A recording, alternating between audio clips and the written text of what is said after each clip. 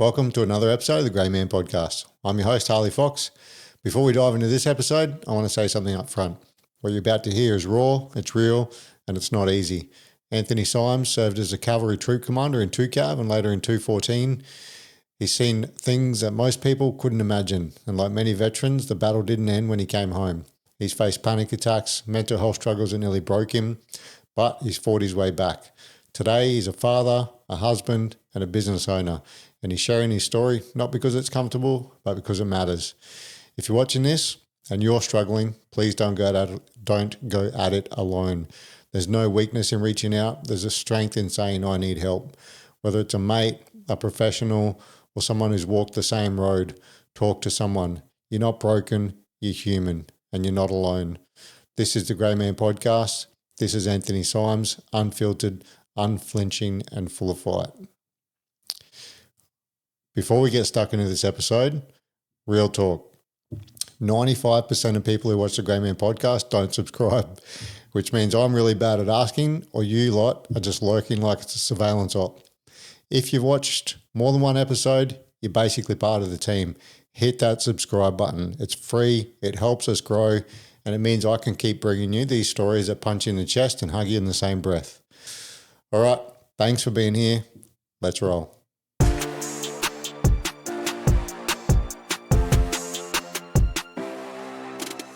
All right, we're on. Welcome. Cool. Thanks, mate. Thanks for having me. No worries. Nice to meet you. Yeah.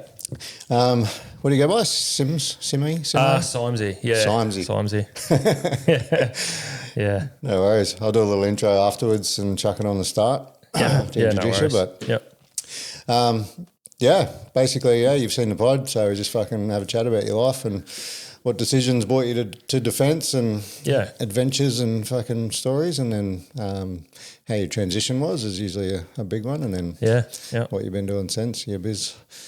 Cool. So on that fucking note, where you from? From Brizzy or? Yeah. So I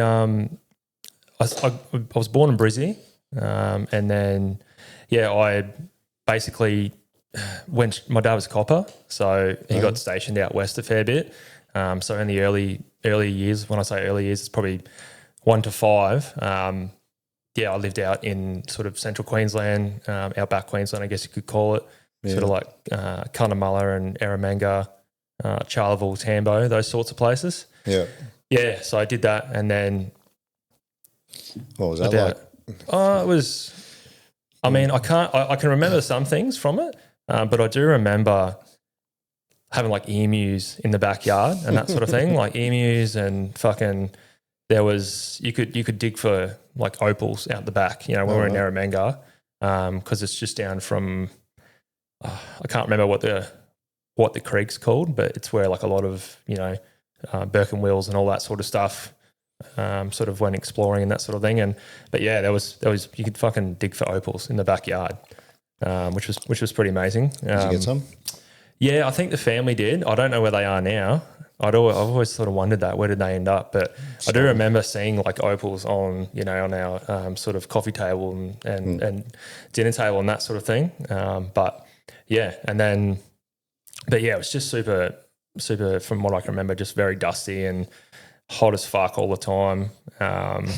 Just fucking flies everywhere and that. So I was actually a pretty sick kid too. So had really bad asthma and that sort of stuff growing up, and especially out there. So I used to get the Royal Flying Doctor Service, like almost like probably not monthly, but every couple of months sort of thing. Really?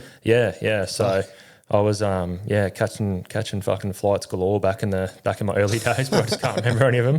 I don't think any of them were really good sort of thing. But how old were you doing that?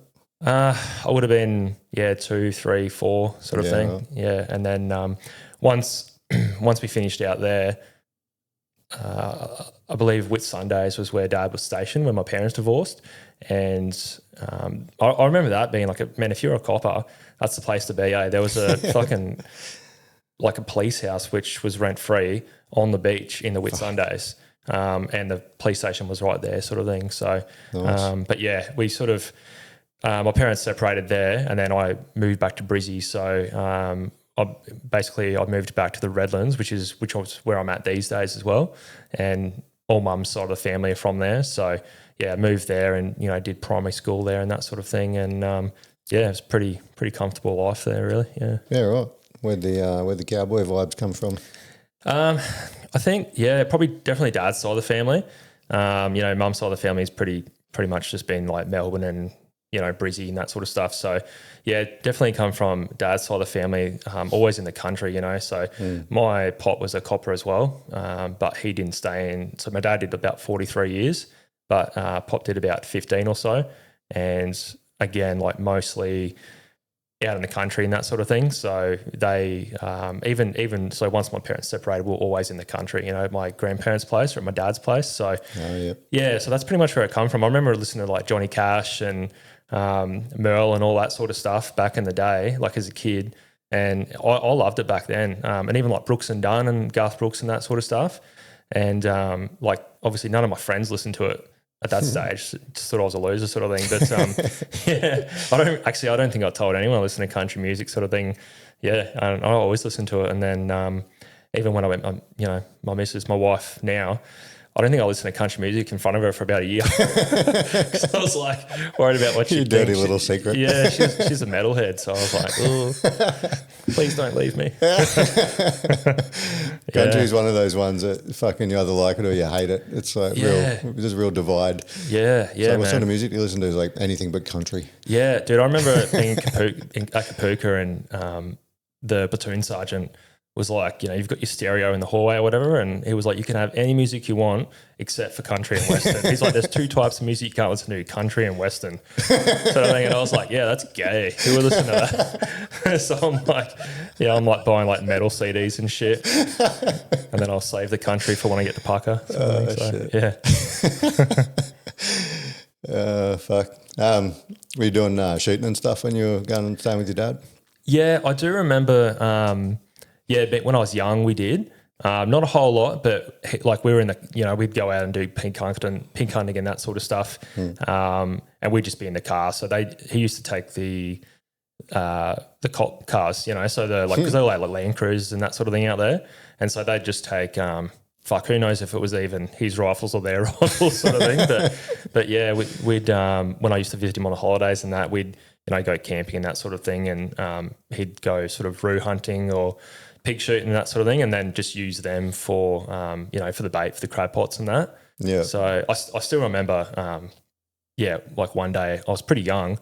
I would have been maybe year 3. So what's that, like 8 or 9 or something? And I think he, shot a kangaroo, and then like, you know, we all went up to it, and then there was like a little baby joey inside. Oh no. And like we're sitting there like, oh, look how cute it is. And Dad's like, fuck, you know. So he was like, oh, look at that over there. It's a echidna or something. And we all like run over, and then like he fucking cut the throat of the joey, because he was like, if I don't do that, the pigs will fucking literally eat it alive sort of thing. So he's like, you know, because we couldn't understand at that age. Yeah. Like, what the fuck did you do that for sort of thing? And try and explain that to a 8 or 9 year old or something. Or like my sister was like 5 sort of thing. She's just like, what's happening over there? Yeah. So, yeah. But you didn't see the body after? No. Or in saying that though, I remember on that same holidays, mate, we went fucking, I don't know why my dad thought it was a good idea to take us to a sheep station where they're doing like slaughtering of sheep. We go to this sheep station because they had dirt bikes and stuff, and we used to ride dirt bikes. And yeah, we're like fucking, they're like showing us how they like kill the sheep before they, you know, sort of send them off and that sort of thing to the abattoirs and that. And they're literally like, you just bleed it out, you know, cut it, and then you fucking hang it up, and they're cutting its heads and their legs off and everything. And again, like my 5-year-old sister's there just like, this is fucking like traumatizing sort of thing. And then meanwhile, my brother and I were like, we looked back on it like years down the track, and we're like, whoop, that's pretty fucked, eh? Like we were like throwing the heads and shit like bowling balls and stuff. Like just we're like, that's pretty gruesome. That's not right sort of thing, you know. So meanwhile, my sister's like crying. We're like, oh, it's okay, you know. It's going to a better place. Like our plate. Desensitize you a bit, I guess. Yeah, that's it. Yeah. Maybe that's why they did it. What was the thought about following the family trait? Did you want to be a copper?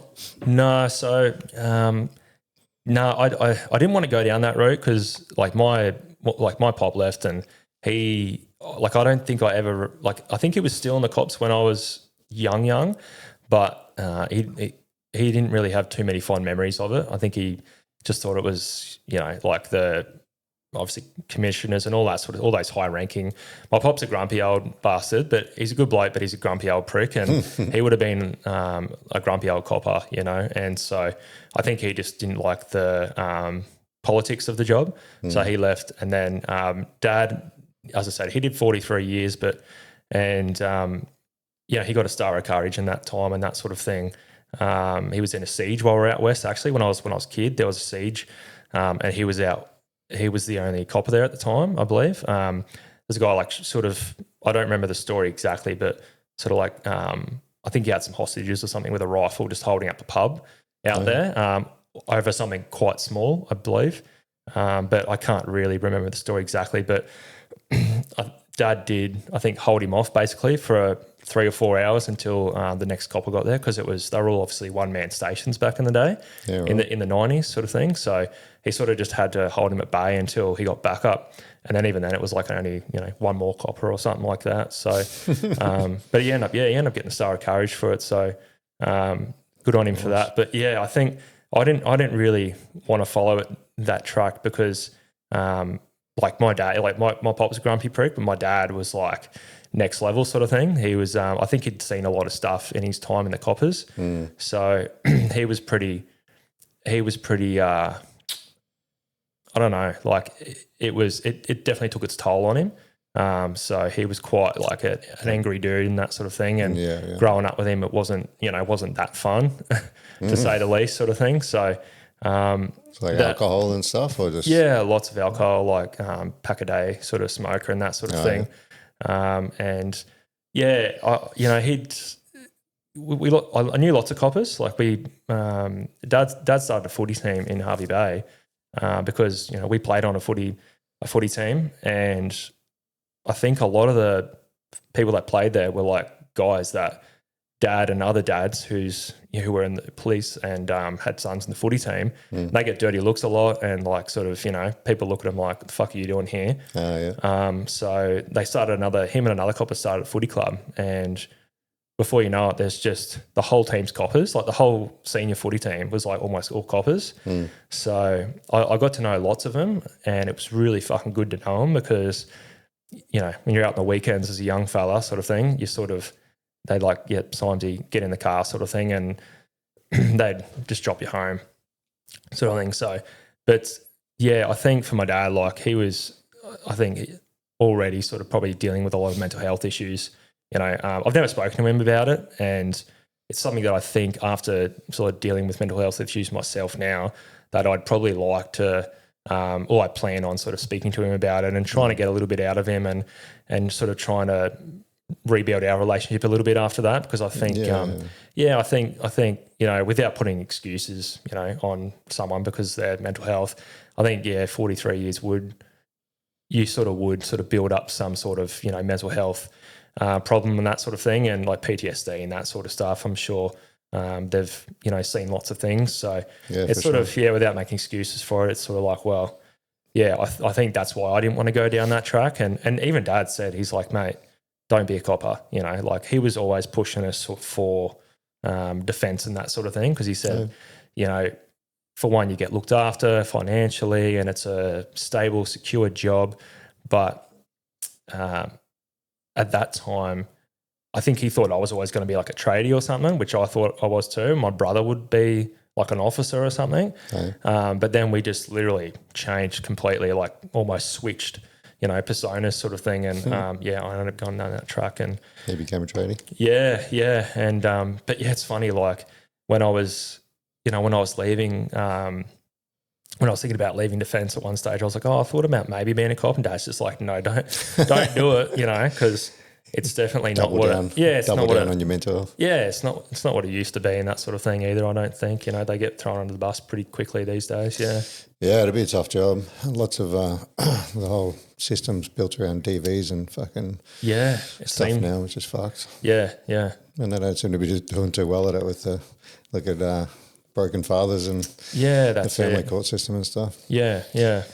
But yeah, it gave you a bit of insight after your career in defence as to what he was going through, so you can understand him a bit better. And yeah, I think so. Yeah, and I think that generation of, you know, people in general, like guys and girls, sort of thing, like just didn't have that assistance or the that's what I'm looking for. But like basically, they didn't have that. You know, it's like hindsight's a wonderful thing, you know, but they didn't have just that chain of command going, hey, let's do fucking Are You Okay Day and that sort of thing or whatever. You know, there was nothing like that. And I think it was fairly looked down upon if you said, hey, I'm going to go see a psych. They're like, they're like, oh, this guy's fucking crazy. He's going to see a psych, you know. Yeah. So he's a liability. Yeah, for sure. It's definitely a bit of a good change. Maybe it's fucking swung too far the other pampering sort of way, but it's it was needed for sure.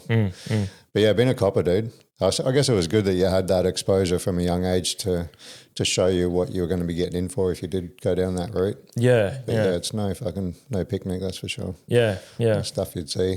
I can't even imagine. Like I grew up on the, you know, you watch my podcast.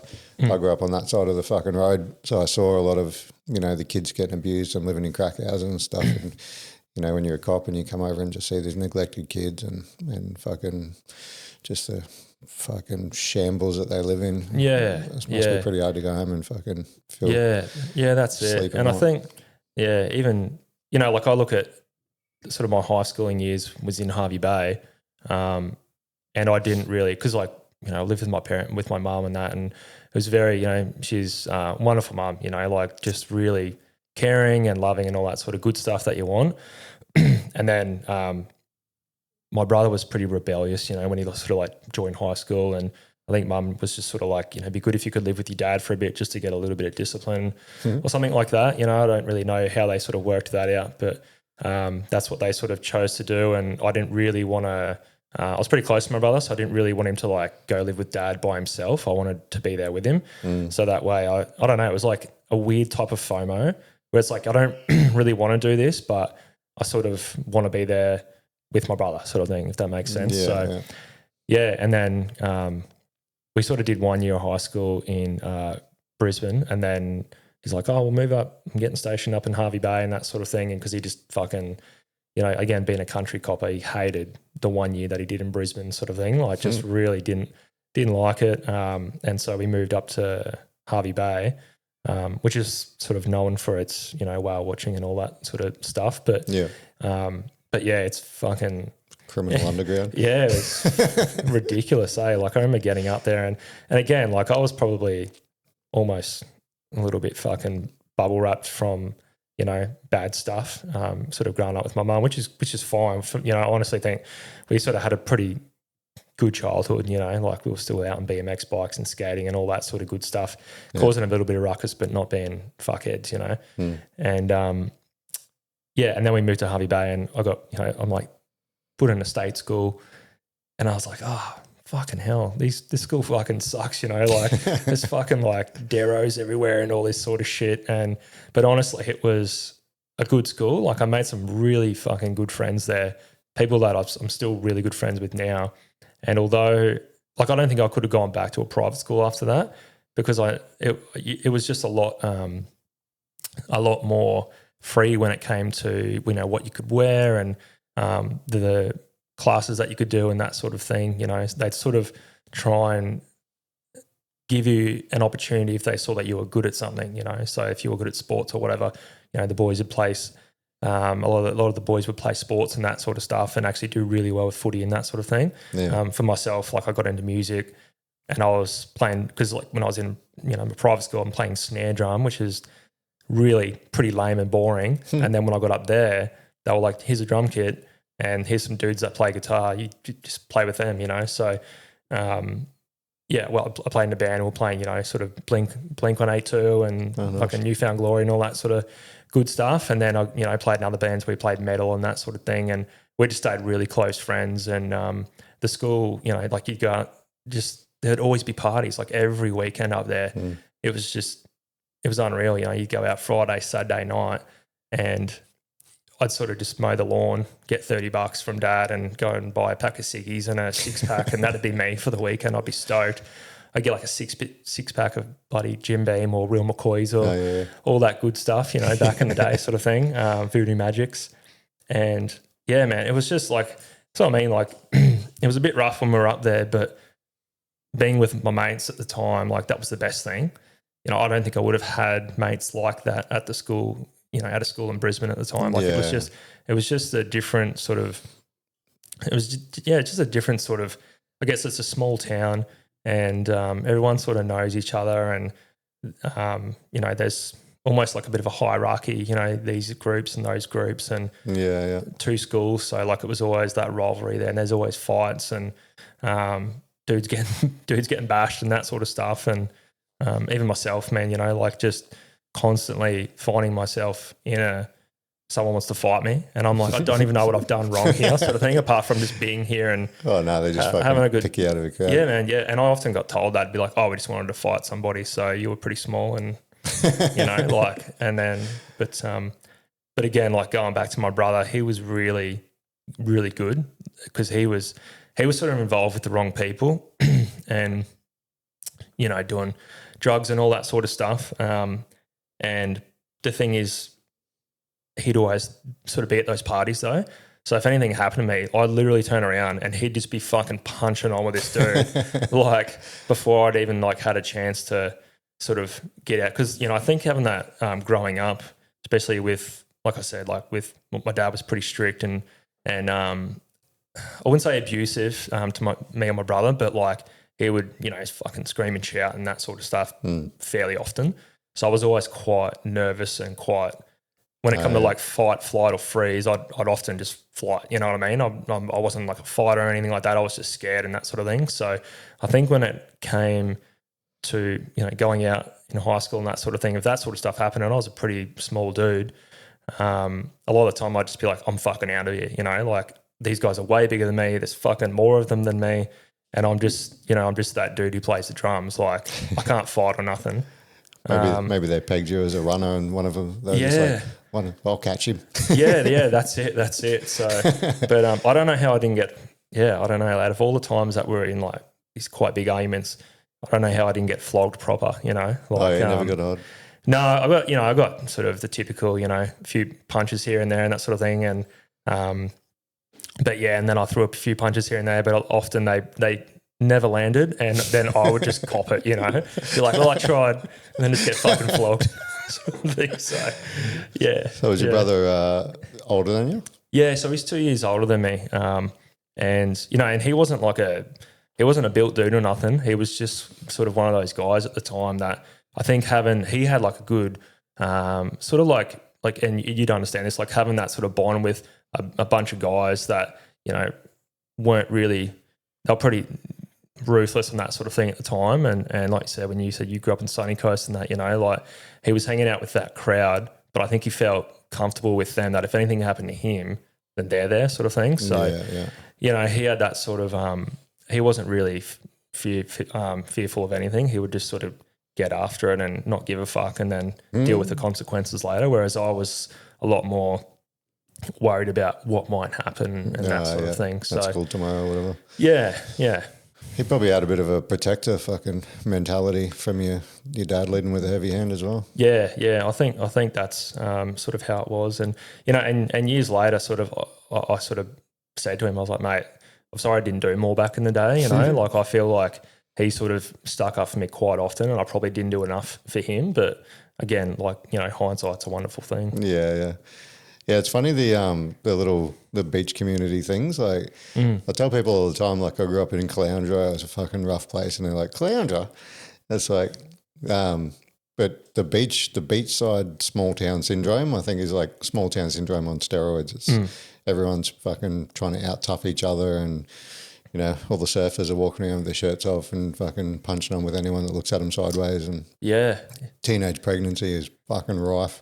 Yeah, man, that was a big one. And again, man, like as I said, like I think I was pretty sheltered from that sort of stuff. And I mean, like, you know, go up there and I'm year 9 in this school, and you know, you've got really good kids and that sort of thing, and then super bad kids who are just talking about, you know, fucking chicks and all this sort of stuff, and they're like fucking 13 years old. I'm like, dude, I even know what that is yet. You know what I mean? Like, yeah, I was pretty naive, I think. And it was just sort of like a real quick eye opener. And I was like, all right, you know, and then, chicks getting pregnant and stuff in like year 10 and that sort of thing. It was, year 9 and 10, Yeah. It was nuts. Yeah, chicks dropping out of school because they got fucking second kid on the way or whatever. Yeah. Yeah, it was brutal. Yeah, weed was a pretty big thing. Like people smoking bushweed. We had a big park next door to our school. People just going there. We had one teacher. His nickname was Screamer because he'd just come through the bush fucking screaming and trying to find all the people wagging, smoking weed. Oh, yeah. Yeah. No, weed was massive up there, and I think that's where my brother sort of ended up. Like he went down that route of, you know, sort of hanging out with, all the potheads and that sort of stuff. And then, you know, he was well known because he had this fucking Mitsubishi Nimbus, it was called. It was a van, and my pop bought it for him because he was like, my pop's like, you know, you always look after the first child. He's really old school, and he's like, bought him a car, but no one else was going to get a car. It was like, no. You weren't born first. It was, you know, and I'm like, all right, well, fuck me, right? The air. Yeah, that's it. So, and he got this like van bought for him, and he didn't look after it at all, and you know, you got in it and it just smelled like someone had left a bong open for like, you know, a week with the windows up, sort of thing. It was, but you'd see it getting around town, and it had like a big fucking cannon on the back of it, neons all over it, and like there was always 7 dudes in it. And but again, man, going back to coppers, I'd be out here and there with my brother, and they're doing like Dutchies and stuff, and I just couldn't handle it. Like I was an asthmatic too, so I was like couldn't handle like that fucking, you know, the hydro stuff and all that good stuff, mate. And then, you know, I'd sort of be outside the car, and then I'm like, oh fuck, the coppers are here, you know, they've rocked up, and they'd be like, Symes boys, sort of thing, you know. You'd be like, oh hey, you know, it's one of the coppers that plays on the footy team, and they'd try to like hide the Gatorade bong under the car, and then, you know, before they left, they'd go, hey, just make sure you fucking pick up your rubbish, no littering, sort of thing. And be like, oh fuck, you know. So here we are thinking, well, we got away with it, and they're like, no, you didn't, dickhead. Just fucking checking up and make sure you're not causing any actual fucking harm or damage, you know, sort of thing. 15-year-olds aren't the fucking smartest criminals. No, that's it, eh? Oh man, yeah. But that was interesting, man. Like it was so funny. Like he it was definitely the golden child of Harvey Bay at the time, you know. That's what. And then the coppers after a while like got the shits, and they started, you know, if they saw him doing something wrong or whatever, they'd be like, nah, we're actually taking you in. Like, and they call up dad, and he'd get the shits massively because like we're sick of looking after him, you know. Like he'd just stupid shit, you know, that teenagers are doing. And when I say teenagers, he was like fucking 19 by this time, you know. Probably should be making some real sort of movement and that sort of thing, but it's like, no, he's still cruising around and just having slows you down a bit. Yeah, just having a ball. Cool. So how long did you stay up there? So I was up there from year 9 to year 12. So I was about 4 years, and 4 years, and then as soon as I could leave, I basically, so in that time, my mum started dating a new bloke, and he was a plumber. So I would come down on every holidays to visit mum, and I'd actually go and work for him on like building sites and stuff like that. Just got my white card or blue card back then. And yeah, he'd sort of take us on the work site for, instead of having like 2 weeks on holidays, I'd actually go and work. So that way I could afford to buy fucking, you know, things for drums and that sort of stuff, because, you know, drums aren't cheap. But yeah, and that was the first time I think that anyone had actually taught me anything, apart from obviously in school, but I didn't really listen a whole lot in school. So working with him, you know, I still say to this day, I was like, he was probably one of the best blokes I've ever worked with, my stepdad, because he was a really good teacher, almost like an instructor in defence, you know. Like he's very methodical about how he tells you or how he teaches you to do something, sort of thing. Just even down to like the difference between this shovel and that shovel, you know, because I'd never had a fucking hard day's work, mate, before working with him. So I'd come down and work on the holidays with them, and then the plan was to basically get an apprenticeship, a plumbing apprenticeship, as soon as I left school. So I decided that in like year 11, I was like, I'm just going to, you know, I didn't even have a part-time job. I think I worked at the supermarket for a bit and then got fired for calling in sick too many times because I'd literally just gotten home from a fucking party the night before or whatever, and I'd just come up with some excuse, and they're like, "Yeah, nah, like too many excuses, mate." So your dad wasn't making you boys get work? No, not at the time. I think that's what I mean. I just don't think he really. I don't know. Like I don't want to say he didn't take any notice of us or anything like that, but I think he was pretty busy just with himself and his work and that sort of thing, and he didn't like I'd mow the lawn and all that sort of stuff and do as much as I could around the house to make a bit of pocket money. And for me, like I think for him it was like, well, it saves me doing it, so he'd give me $30 or whatever. Yeah. And then for me, that's all I really needed. As I said, like I'd go get a packet of durries and a six pack, and I'd be pretty happy with that. So and then when I got money from plumbing on the holidays and that sort of thing, it'd be maybe $500 for 2 weeks or whatever. It was like an apprentice wage. Not being taxed or whatever. So, but I'd hold on to it for like the next term of school and just slowly use it. I wouldn't, after a while I stopped buying things with it, and I would just sort of, $50 a week on it sort of thing. Yeah, nice. So I stayed up there and then, excuse me, stayed up there for 4 years and then, basically moved back to Brizzy with the intention of starting an apprenticeship. But you didn't? No, so I started, I think because when you finish year 12, it's like late in the year. So I'd finished, gone to schoolies with no money at all. Down the Goldie? Yeah, down the Goldie. We were sleeping in my mate's car, and then a couple of girls invited us in for a few nights. And then, came back from there, packed up all my stuff. My mum and stepdad came up, put all my stuff in their Hilux, and then drove back to Brizzy, and I started work like before the year had even ended. So I did that for a few months, but it was just I don't think I was enjoying it. It wasn't what I thought it was going to be, and even though it was only a few months, I could tell it's not what I wanted to do. So I ended up cutting that away, and then I had a few different jobs from there. What other you said your dad was pushing you for defence? Was that always on your mind, or? I think it wasn't when I left school at all, because I think I just wanted to be like, I'm going to be a blue collar, tradie, and earn plenty of coin and have a nice fucking ute and all this sort of thing, and because that's all you think about, at that age. It's like, I want to have a Hilux and I'm going to put mag wheels on it and that sort of thing. You're not even thinking about where your toolboxes are going to go or nothing. Yeah. Like, I'll take the sides off and look like a low lux sort of thing. And so that's all I was thinking about. And then I think, because he was my stepdad was pretty, he was pretty cut when I said I wasn't going to work. He was pretty upset. He was like, you're a really great young worker and all this sort of thing. And he couldn't figure out why. And, but at the time, like, I got along with him really well. Loved working with him, but I used to work with a boss a lot, or I'd work with like a mature age apprentice, and those guys were just not fun to work with. They weren't like, I don't know. It's like they just didn't know how to act around, or how to sort of teach. Whereas like my stepdad could teach, and you were like, cool, all right, I'm learning. Whereas around them, it's like, oh, you fucked it up, you're an idiot, just constantly. I was like, man, this is not enjoyable, like, because I'm not enjoying the work, but like, you're not helping, sort of thing, It was just sort of like, I just got over it. And so stopped working for them. And I sort of got into greenkeeping, did a trade as a greenkeeper. So I did my full apprenticeship. And then it's in that time where I was like, all right, this isn't making me a lot of money. It was a super cruisy job.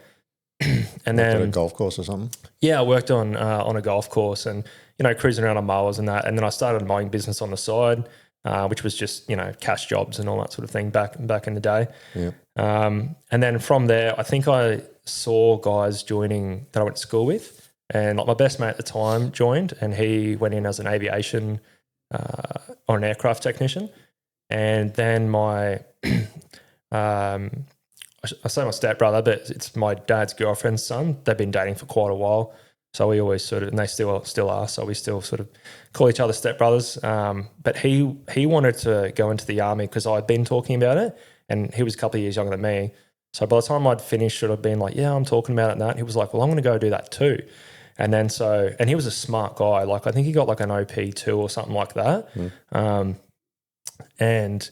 But like, he was just like, I don't really know what I wanted to do. And so he was like, oh, I'll go be a combat engineer. So we joined as combat engineer.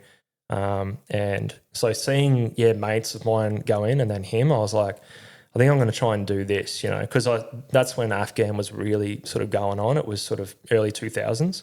Yeah. And, you've seen a lot on the news, and I think I just wasn't really getting that, that sense of purpose from greenkeeping. And I'd often talk about it because the greenkeepers, the guys I was working with, were all fairly old. Compared to me anyway, at the time I thought old, they were like, sort of late 40s sort of thing.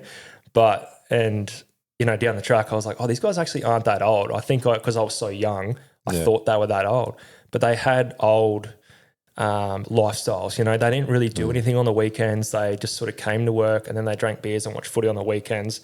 And that was it. They all had older kids and stuff. So I didn't really fit in there anyway. And when I sort of started speaking to them about,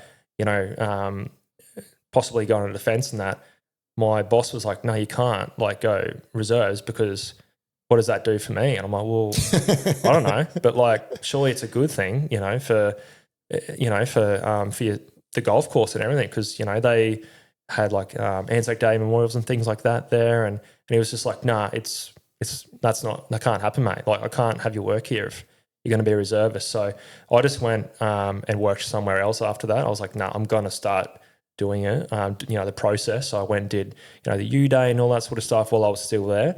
And I just didn't tell them what I was doing. And then I didn't realize at the time either that it's illegal to not let someone join reserves, especially, because they pay you and all. I didn't know how it worked at the time. Yeah. So I was just sort of like, oh, okay, no worries. And I won't do it then, But yeah, because I was an asthmatic, it took me a long time to get in. And I wish I just didn't even tell them because... Yeah, I was going to say, was there anything indicating that? Or no, I think... did you grown out of it? When you're... Yeah, I think, I was just sort of naive and thought, oh, they'll fucking... they've got some fucking sort of CSI thing where they're going to find all your medical records and, all this sort of shit. So... Yeah, so I told the truth. I was like, I was pretty bad asthmatic growing up and that, and still had a little bit, but nowhere near as bad as I did when I was a kid. And so they gave me all these tests and that, and it just kept taking longer and longer and longer. And then finally I got that the test that I was supposed to do. I think it's a spirometer test or something like that. It basically, you blow into this with your mouth, blow into this tube or whatever. I'm like, spirometer? Yeah, that's what it's called. And yeah, man. And then there's the fat one. Yeah, that one. And it was one thing. It was like, hey, rock up. Don't have any coffee or anything like that. I'm like, no worries. And I just get there. And that's what I mean. I'm like, fuck, man, I must be a dumb kid, or a dumb dude, eh? Because I rocked up and I had a coffee while I was waiting and everything. And then I got in there and I'm like, oh, fuck, I've had a coffee. And again, I was honest. I was like, yeah, I've had a coffee. So they're like, I can't do it today, mate, And then it put me back legit another fucking 4 or 5 months. I'd already been waiting about 12 months. So then I finally came back and did it. And yeah, from there, I just had to, I remember passing that test, just going, fuck yeah, I can't. And just the pride I had, I'm about to, be able to wear a fucking uniform, I was, and I had good mates and everything. All the guys that I grew up with here in Brisbane, when I came back, I started hanging out with them again. We had a pretty tight crew. And they're all tradies and stuff though. And I just don't think I didn't fit in with that sort of a crowd at the time. I wanted something more when it came to my purpose, and I knew that I just couldn't find it there. So, those guys were enjoying it, but I wasn't enjoying that sort of work, as much as I thought I would be. You enjoy the lifestyle of working hard and then going out on the beers afterwards? And yeah, I honestly did. I think I just wasn't earning enough money to enjoy it, they were plumbers and chippies and I was a greenkeeper, so I was so far behind. And I'm already out of money, and they're hundreds of bucks into the fucking pokies. I was like, I can't even afford to get a cab to the city. If I do, I'll be out of money by the time I get there. Because I was renting a house and everything as well, so I just had no money, eh? But anyway, so yeah, you went Chocos. You applied for Chocos first. No, I decided when the boss said, you can't do that. I was like, well, I'm just going to go full time. And that's what I'm going to do. And I was single at the time, so I applied for it and everything. And I think you got 3 jobs, and it was arty, combat engineers, and cav were my sort of preferences. And then I think originally I was like, yeah, I'll go arty as the number 1 preference. but then they said, it's funny because everyone always says like, they like push those jobs aside and go, oh, they'll give you this other job, like you were saying, like a chef or something. Yeah. And at the time though, I think Cav were deploying quite a fair bit. So they were probably having a bit of burnout maybe, I'm not sure. But they said out of all the three, they said, Cav's probably the one that you might actually get into first. So I chose that. And again, they said you just be put on a waiting list now and you've just got to wait out sort of thing. So, and then in that time I met my girlfriend who's now my wife, and I told her, I was like, hey, I'm not looking for anything serious because this is my plan. I'm gonna go and join the army and that sort of thing. And, I'll just be away for too long at the start of our relationship. So there's sort of no point. Yeah.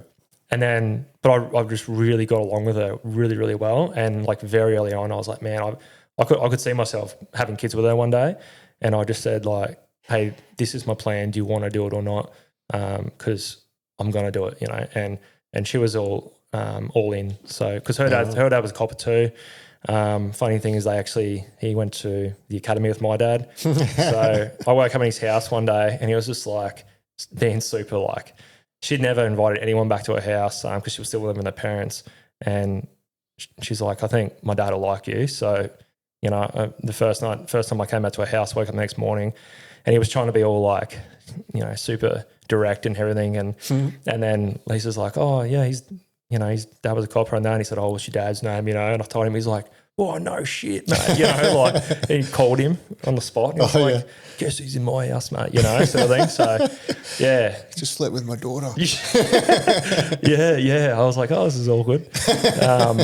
But yeah, no. So, and he's a good dude in that. And then his best mate was he was in the combat engineers as an officer, sort of thing. They'd been in the police band together and that sort of thing. Oh, yeah. So she sort of knew what defence life was because they had family friends who had been in defence for a long time, and she sort of she just understood what the career basically is when you're when you're a wife sort of thing of someone in defence. So, and she was pretty happy with it and said, that's fine. I believe in you and everything. So, yeah, she was really good. And she, I think I was they called me at like fucking 8 o'clock one morning. We're literally in bed and they call me and I answer the phone. It's like recruiting and they're like, hey, this time next week we can get you on a bus sort of thing. I'm just like, okay, cool. It wasn't supposed to be like another 3 months or whatever, but I was like, yep, no worries. Like I'm ready to go sort of thing. And, so next thing you know, I was down there. And you joined as Cav? Yeah. So went out as Cav and man, I was terrified. And the funniest thing was like I wasn't terrified of basic training at all. I was terrified about getting on a plane to go to basic training. I'd never been on a plane since I was backwards and forwards as a kid on like Royal Flying Doctor Service and stuff. Yeah, right. I think Ansett at the last time was the last flight I'd been on. So as a 22-year-old, it was old, So as a 22-year-old, I hadn't been on a plane since I was a 5 or 6 year old. And so I was like really nervous about getting on a plane. And I wasn't worried at all about the basic training. And then I got on, we get on the plane and I'm like, I've said my goodbyes to my family, my wife and everything. And I'm sitting next to this dude and he's a funny guy. Like he ended up being like really funny dude in basic training that. But he's sitting there and he goes, I've never been on a plane either. I was like, oh, cool. And then we get in the air and he's like, oh, fuck, man, we're going to crash and all this sort of shit. And he was full like, I think trying to G himself up to get like through it. But the way that he was doing it was like, dude, like shut the fuck up, man. This is like making me so nervous the way that he was sort of almost pretending to be like super anxious and that sort of stuff. And he's looking out the window like, fuck, man, but I think he was only like trying to be like dark humor, he used dark humor because that's sort of the guy that he was. Shut up and hold my hand. But it was literally like right there. So before we even got to basic training that I started noticing like, oh, this is like how it is, here. Like it's like dark humor but we're all in it together. We had all these lads and we're all on this flight and we're all super nervous, but we're like just joking around the whole time. And then we all got down there, we're in like a stag platoon. So I think we were in a stag platoon with like 25 platoon, but it was about 60 guys in there. and slowly guys were just sort of dropping off. And this is August 2011.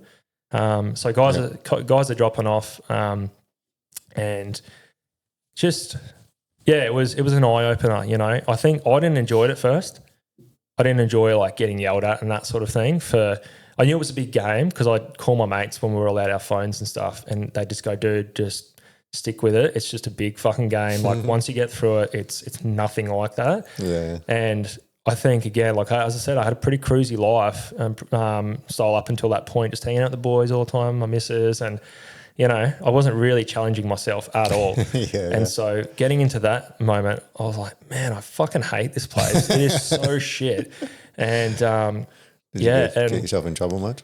Yeah, I was a shit fight, man. Like honestly, like I didn't fuck up the whole time or anything, but there's a few things I remember. Like I remember one day I left my notebook out, you know, and I came back and because I was always pretty squared away. I say that as a punk because I own a business now called Squared Away, but I was always fairly squared away before I joined. Like I'd get up early, I'd, you know, have breakfast, do the dishes and that sort of thing before I went all the time. I was always pretty squared away. And I got there and I left my notebook out one time and I remember coming back and the whole fucking place was destroyed and there's fucking mattresses out the window and all sorts of shit. And it was because I left, and they made sure everyone knew because I left my notebook out. So I got destroyed for that. And then another time, like I went to, you know, knock on the door or whatever, to do the door knock procedure, and I put my rifle down because we're going on the range. So I put my rifle down at the door to speak to them, and then I did the about turn, went to go back to my room, and as I was like down the hallway, I was like, oh fuck, my rifle.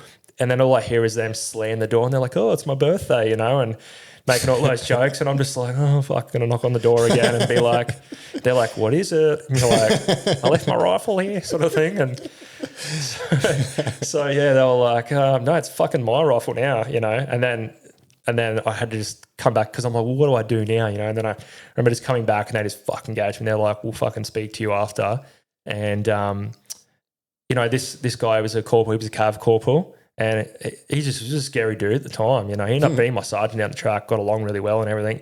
But at the time, I was so fucking terrified of him, mate. And that him telling me that, hey, I'll fucking speak to you later when I get a moment, I was like, just terrified me. And it never happened. And like, so the next day I'm like waiting for it. And the next day I'm waiting for it. And then it just sort of didn't happen because I was almost going to leave. I remember speaking to my sec at the time, and she was like a fucking dental hygienist or something. And I remember saying to her like, hey, I think I'm going to go. Like, I'm just not feeling this sort of thing. And then I said, you know, I'm only fucking 22 or whatever. And, you know, I've got plenty of time if I change my mind. And then she goes, yeah, same, I'm only 22. And literally her telling me that I'm only 22 and she's a corporal and everything, I was like, actually, no, I'm good, I think. Yeah. Because we're doing a record conversation and everything. And I'm like, no, I think I'm good, actually. And that made me feel like, I was like, dude, stop being a little bitch, eh? Like, pull your finger out. And that's what I did. I literally was like, okay. So I don't know. It was like all of a sudden an epiphany, like don't be a bitch, man. You can do this. And then from there, I was really positive about it. That was probably like, I don't know, maybe a third of the way through or quarter of the way through or something. And then from there. What were we doing a rock for? You asked for it? Yeah. Or they wanted to do a rock because I wanted to. Because if you wanted to leave, they had to record it to be like, so they could say, on this date, you actually said, you know, or I don't think I wanted to leave. I was just going to, I just want to have a chat about it. And even then they'll do a rock for it. So, yeah. And at that stage, like one of them actually came to me and said, hey, you're doing all right, man. Like, you're not actually, like, we're just fucking with you. Yeah, like, soften up and, a bit. And he was a lieutenant and he was sort of like, yeah, like, you're actually doing all right. Like, just fucking play the game, dude. Yeah. And so, yeah, it made me sort of have an epiphany and go, you know what, like, it clearly is this. And, yeah, from there, just had a whole different experience. Like, I started, like, just really enjoying the time with the boys and that, and just that whole, you know, shared hardship sort of thing, just really embraced it. And then from there, because there was a fair few Cav guys on that course, they were pretty much all either, I think there was like Intel dudes, grunts and Cav, and that was about it. So it was all that sort of...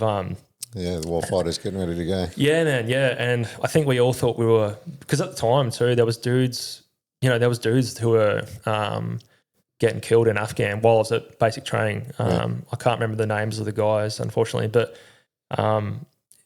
yeah, I still remember one night there was a couple of guys who were killed over there, and we did the we did a couple of minutes silence and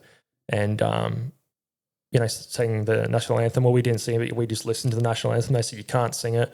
So yeah, and so it was still it was very real at that point. They were like, you guys are gonna fucking go and you'll be in Afghan after IETs and that sort of thing. So it was pretty real for us, and I think that's what kept everyone going. Like, yes, we want to do this, we want to do our job. Yeah. And even after that night, I still remember like there was a couple of dudes who were like fidgeting during the minute silence, and they were just fucking gone the next day. They were like, get the fuck out of here. Like, we don't want you, sort of thing. Yeah, well. And so yeah, it was very serious. And I think from there we were like, fuck, this is not a game, like this is a career that we're choosing where, you might go and, fight in Afghanistan or Iraq or whatever it was, sort of thing. So yeah, for sure. You were joining in a fucking hot and heavy time. Yeah. Like, I imagine it'd be a pretty miserable experience if you're living in that stress and anxiety of fucking up and getting in trouble all the time and all that sort of stuff. So it was good you had the mindset flip. Yeah, that's it. And I think like having just a good bunch of lads, as I said, like I still talk to them. Now there was some funny shit there, like I remember there was guys there who joined that couldn't swim and that sort of thing, and but they were like in cadets, and they're like, yeah, I'm gonna be grunt and all this sort of thing, but then they couldn't swim in the pool, and then the instructors are like fucking pushing them back in with the stick when they're like, oh help, and we're like, oh fuck, that's pretty brutal, and they're like, fucking deal with it, we're like, all right, and so yeah, and things like that, and but they were like, you cunts are the fucking shittest platoon ever, but we sort of had a feeling that feel like we're doing pretty good because they're letting us get on the piss every Friday, Saturday night. For real. But the other platoons weren't, they were just fucking, they had chicks in there. So we were just all stags and they were chicks. So they weren't allowed to do it, and we would get on the piss like fairly hard and get back, and guys would be throwing up in the hallway and pissing. Like a guy came into my room and just pissed all over the wall of my room one night. And we just thought, we're like, oh, there's a pipe leaking, and he's just sitting there pissing on our wall. And, we like the fucking GDNCO comes in, what the fuck are you doing? And he's just sort of like salutes him and then like walks through his own piss back to his room. And we all just sort of like, even the GDNCO was like, fuck man, can you just go get a broom please? Go get a mop. And we're like, yeah, all right, cool. And, we didn't mind, and he got made to apologise. And I think they said, let's put it down to being pissed, not sleepwalking, because you'll be out if you're sleepwalking. So we just had to go, yeah, I know, I was pissed, sort of thing, which was probably a bit of both. Oh, for real. Yeah, but it was a funny story anyway. Man, I had a fucking dude sleepwalk I didn't walk too much. He got up out of bed though, nearly every night. He would get it. He was like the fucking hero of his own fucking dreams. And he would get up out of bed and just be like, fucking, don't worry guys, I'll save you. Like start yelling out. Like fucking like this big fucking hero. Fuck. It was so funny. But yeah, he ended up going SF, that cunt. Oh, did he? Yeah. I was like, wonder how he fucking got over that. There you go. Yeah. He ended up becoming the real hero. Yeah, exactly. He wasn't fucking around. He was like, it was a fucking premonition, yeah. Cool. So you fucking IATs. You missed some of the Afghan deployments, obviously. Yeah. So, from there, went to Pucka, did IETs and that sort of thing, which is about 6 months for Cav. I think because we had like holidays, Christmas holidays and stuff like that. But yeah, did IETs. And, IETs even back then, they're like, oh, it'd be so much easier at IETs. And you get there and like, no, like, combat calls, you're still getting fucking beasted every day for breathing sort of thing. But, we all... They'll treat us like adults when we get there. Yeah, it's like, incorrect. But so, and then from there, they said, when we got there fairly early on, they said, you got to put down your preferences and that sort of thing. There's 214, there's 2 Cav. And I think that was about it, because at B34, you couldn't go there as... Well, they weren't taking anyone. They said, you got 214 or 2 Cav. Put your preferences down. And 2Cav, we were told 2Cav were getting a lot of the trips at the time, which I believe they were. But even still, it just follows, the sort of routine that it has every sort of, unit, and then this unit goes and this unit. But yeah, again, naive, you just go, all right. Most of the guys put down 2Cav. Being from Brizzy, I put down 214 just because, and you know, going back real quick, one thing that made me want to join Cav, I was down the V8 supercars down the Gold Coast one day before I joined, and I remember seeing like these lavs, and it was a couple of lavs in a bushy or whatever parked up at the Indy, and there was just all these chicks like climbing all over the cars and dudes like being like getting photos with them. You know, they've all got like bikinis on. And I was like, I want to be that guy. I'm like, look how much fun this looks. Looks like they're having the best time. So that's the job for me. Yeah. So that's what made me go to Cav. But fucking hooking up right before recruit school kept you on the straight and narrow for the didn't get too wild. No, it didn't. So no, IETs it was pretty tame, you know. I didn't even really, you know, the boys are in Melbourne every weekend and we go to a backpackers every now and then and stay there for, you know, get a cheap room and go into you know, some of the clubs and that sort of thing, the establishments. Establishments. Oh mate, yeah. But I'll put down 214, but because we had a few X3RR guys who were retreads coming across. So they only had so many spots for 214. And these guys, you know, they'd been 3RR and had no trips. So they're like, we'll come to Cav because Cav are getting all the trips or whatever. And they just lost their wings also, I believe. So because they, you know, they weren't going to be jumping anymore. So they come across the Cav and then ultimately they got the positions at 214. And it's funny, like you had to write a minute about why you should get 214 or whatever, and because there was only so many spots there. Where's 2Cav? Darwin at the time. Yeah. Oh, fucking yuck. No yeah, exactly. So I was like, no, I'm pretty happy to go to 214. And then I was like, this guy's like, oh, I'll help you write your minute. I'm like, oh, thanks, man. And I honestly feel like he probably sabotaged me. I was like, yeah, all you need to write is good, Darwin, bad. Me like this. And he was like, no, I was like, you sure that's good, man? Yeah, you should definitely send that. All right, cool. So I did. And then literally they come out like straight away and they're like, yeah, you're not going 214, you're going to 2Cav. I'm like, all right, cool. So, but at least most of the boys were going there. So yeah, we all got posted up there in like April. It was like, I don't know, maybe like 5 days before Anzac Day that we got to 2Cav. So yeah, it's 2012 now. And yeah, it was like 2Cav had a really big reputation for being, you know, war fighters and that sort of stuff. And again, that's what we all sort of wanted to be. And then, you know, we get there, the acclimatization training and all that sort of, you know, piece that you have to do when you get there. One thing that, like we were getting stabbed for all these, you know, duties and that sort of thing on Anzac Day. And one thing that I'll never forget was, you know, I think I got there, you know, I fucking got to the boozer late or whatever. And they're just like, fuck yeah, you know, like lids, Rios sort of thing. And so we got on there and they were like, you know, you're going to fucking skull this and all. And there was fucking, I swear there was like spew and fucking like pubes and all sorts of shit in there. And I just remember, and I didn't know that all the other boys hadn't done it. And so I'm like, no, I'm not doing that. And they're like, and I'm thinking, oh, this is sort of some sort of joke. Like, haven't heard about this shit before. And then they're like, get the fuck, you know, you'll never be welcome back and this sort of shit. And I'm like, fuck, man. Like, I think I just fucked my first, you know, like, I guess, experience of the boozer. Yeah. And so me and a good mate of mine, we're still best mates now, actually. But we sort of left because, again, we didn't know that all the other lads, you know, who had not been on a fucking duty or whatever, we didn't know that they'd been all doing this sort of shit, you know. And we couldn't see them, so we're like, oh, who the fuck is everybody else? And so we were just sort of like, oh, no, we're standing up for ourselves, you know. And then there was one good dude who sort of came out and he was trying to explain like, oh, this, you know, this is what happens here. You know, it's not bastardization sort of thing. It's initiation or whatever. And you just got to do it. And it's like, fuck, whatever. So I went back in and, you know, drank this shit and, you know, had fucking cans pegged at me and all that sort of shit. And at the time I was fucking furious because I'm like, I still don't know what the fuck's going on. Like it was a shock to the system. And so all the other boys got flogged earlier on. Yeah, but I don't know if it was as bad or whatever, but yeah, I think like because I'd been like, no, I'm not doing this. They were just like, to hell you aren't sort of thing, you know what I mean? Yeah.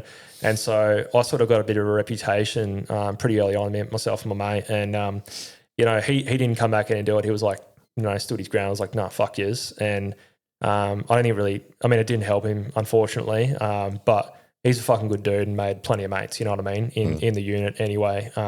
we didn't end up in the unit with all these fucking NCOs who were treating us like shit at the time. So it didn't really bother us too much. And then we had like, you know, fucking other initiations down the track, which were actually fun, you know, like again, like getting absolutely shit-faced, doing heaves and all that sort of shit, you know, raw eggs or fucking 2 litres of milk and that sort of stuff, all that good stuff. But it was fun because it was more like, all right, we sort of know what to expect now, and the, you know, we know we're in this squadron and it's fucking team building sort of thing, you know what I mean? So we sort of embraced it and got after it there. And so, yeah, but what they did at the time when we got there, and I don't know, and again, like looking back in hindsight, I don't know, they told us, hey, it's alphabetical order, all these guys are going to this squadron, and it went down to me and my mate who I was just talking about, and they were like, we were S and T, and they were like, cool, down to you guys, everyone's gone to this squadron, and then you two and this other guy are going to this squadron over here. And we're like, oh, okay, you know, that sucks because we're not with the boys anymore. And then they all went to Afghan and then we didn't, sort of thing. And so, you know, it was sort of like one of those things where, I mean, they did all the pre-deployment training and all that sort of stuff. It wasn't like, you know, see his lad, he's going to Afghan straight away. Like they spent a year with them and that sort of thing. And we spent the year with the other squadron. So, but yeah, it was definitely tough to get used to, I think, because it was still, as I said, like it was still a time where, you know, Afghan is still going on and guys are still coming back and they're pretty overworked and that sort of thing. Probably not enough leave and all that sort of stuff. So it was a pretty hectic unit at the time, and they weren't there to fuck around. You know what I mean? Like it was pretty like go all the time, you know, big fucking exercises that were going for fucking months and that sort of thing. And yeah. What sort of stuff are you guys doing on the daily? Other than your PT and your general stuff? Yeah. So most of the time we were, and this is Cav still to this day, it's just you're planning for the next exercise. So you're always doing, you know, first parades on the labs, you know, and it's just constant, like, you know, drills on your weapons and that sort of thing, and then servicing on the vehicle. So if you're a driver, which, you know, in Cav you start as a driver, you become a gunner and then a crew commander, you know, if you're around that long. And so basically, yeah, you had to sort of, I guess they were good at basically getting you ready to do the one-up job, you know. So if you're a scout, then you need to be prepared to be a scout 2IC. If you're a 2IC, you need to be prepared to be a seco.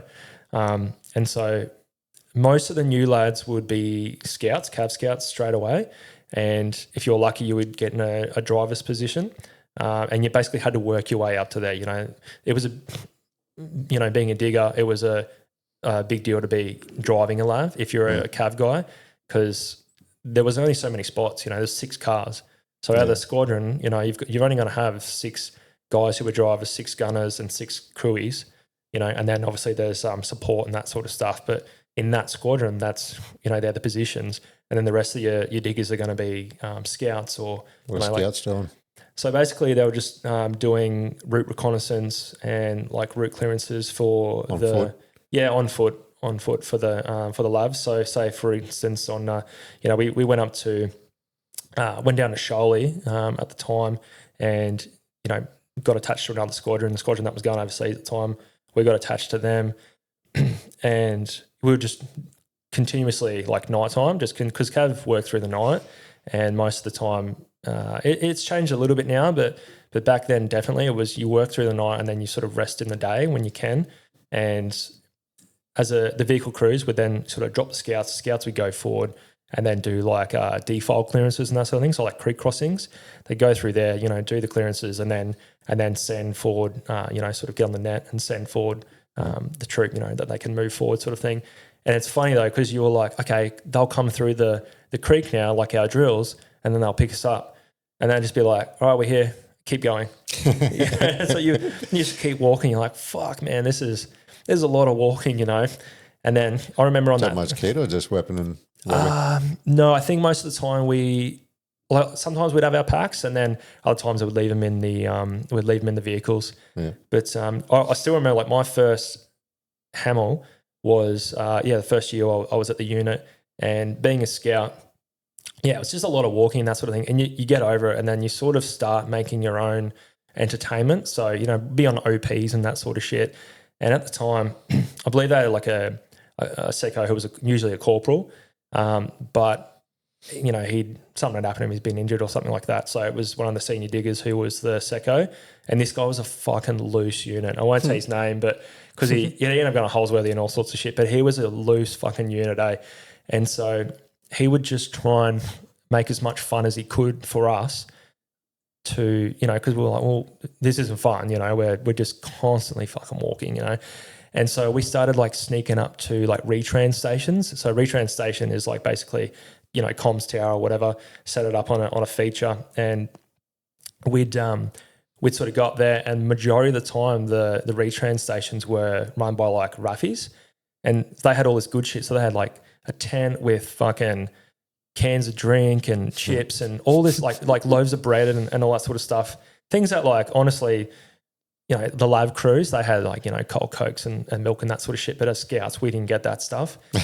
So we would like rock up to I remember we did like 3 retrans stations in one night, and we just kept fucking moving through, and we'd go up there and he'd be like, right. And he'd sort of set it up like this is going to be like almost like a movie for us. And we would fucking sneak up, and we had like surefires, which are these little fucking torches on the end of the rifles, on the end of the stires. And we're like shining in the eyes of, these raffies who are all sleeping in the tent together. And they just sort of like, I remember one of them like popped his eyes open and almost pretend like he didn't see us, and just rolled over and went back to sleep. We're like, yep, sick, they're asleep. And then we just stole all their food and just fucking, we took like half a carton of Solos, and we just sat on this feature, and we're calling in like reference points, like grid references to our chain of command, be like, yeah, but we're already there, but we were pretending like we weren't there yet. We're slowly getting there, But we're always sitting up on a hill on this feature, just like sucking down, sort of gophers and that sort of stuff, like cold cans of drink and that. And I'm like, oh, this is actually pretty good, eh? Like, this is fun. Like, if you can make it fun, Yeah. And then, we come across like MPs on the same night. And again, the secco was like, we were playing the game, we snuck up to them, and they were the enemy force, but they were actually MPs, but they were playing the enemy at that time. And so we had them on the ground and everything like that, and we had like flexi cuffs and that sort of thing on them. And then one of them said, oh man, can I take these flexi cuffs off? Like, I need to get a jumper because it was fucking freezing. I'm like, yeah mate, no worries. The second's like, yeah bro, it's all good man. Took his things off, and then the dude ran around and grabbed a gat and started like firing it. So the secco just fucking dropped this dude, like, and then took all his socks and all his jocks and that sort of thing out of his pack and just fucking yeeted them, like, and just fucking, and then like it was like stealing his socks to wear them and shit because we're like all ours are wet, So he's taken like all his clean socks, and then he got all his jocks and fucking yeeted them into the bush and that. And he was like, and they're like, you better not be fucking going through my stuff. And we're like, no, it's all good, mate, And then we just, and then when I was like, again, there was like fucking food and shit, so we just stole it all and we were like fucking MPs, So, no, it was, it's funny, man. Digs all on the ground. Yeah, so, but that's pretty much, like Cav Scouts, doing that sort of shit. How long do you have to be a scout for before you get promoted to a vehicle? Usually probably anywhere from like sort of 6 to 12 months. And then so they sort of need you to do a bit of driving time, because as a Cav guy, I think they might do it at IETs now. I'm not sure, but you didn't used to get your crewman grade 2 at IETs. You had to get it at an exercise like once you got to the unit. And I think it's basically like, because they don't teach you. They teach you how to drive a lav through different environments. Down at Pucker, like different terrain and all that sort of stuff. But they never taught us how to do like methods of movement and like drive tactically and that sort of thing. And then you get up there, and then that's where they sort of teach you that. But they were all, I think they used to teach you that, because remember when we got there, they were like, how the fuck do you not know how to fucking drive like this, how to find a firing position and shit? And you're like, I don't know. Like, was I supposed to know this, But like you generally haven't been taught. So you become a driver, and you basically what the driver's role is to find firing positions for, the commander and the gunner. So the gunner's always scanning. This is in a lav anyway. The gunner's always scanning. The crew is most of the time sort of out the hole, and he's navigating or sort of on the comms and that sort of stuff. And if he sees something, he tells the gunner. If the gunner sees something, he says, whatever, fucking 500 BRDM north on, and then the commander's like, yep, confirm, and then they, engage sort of thing. And as the driver, you're just sort of listening into the comms, so that way you can and you're looking ahead to basically find the next firing position for that vehicle.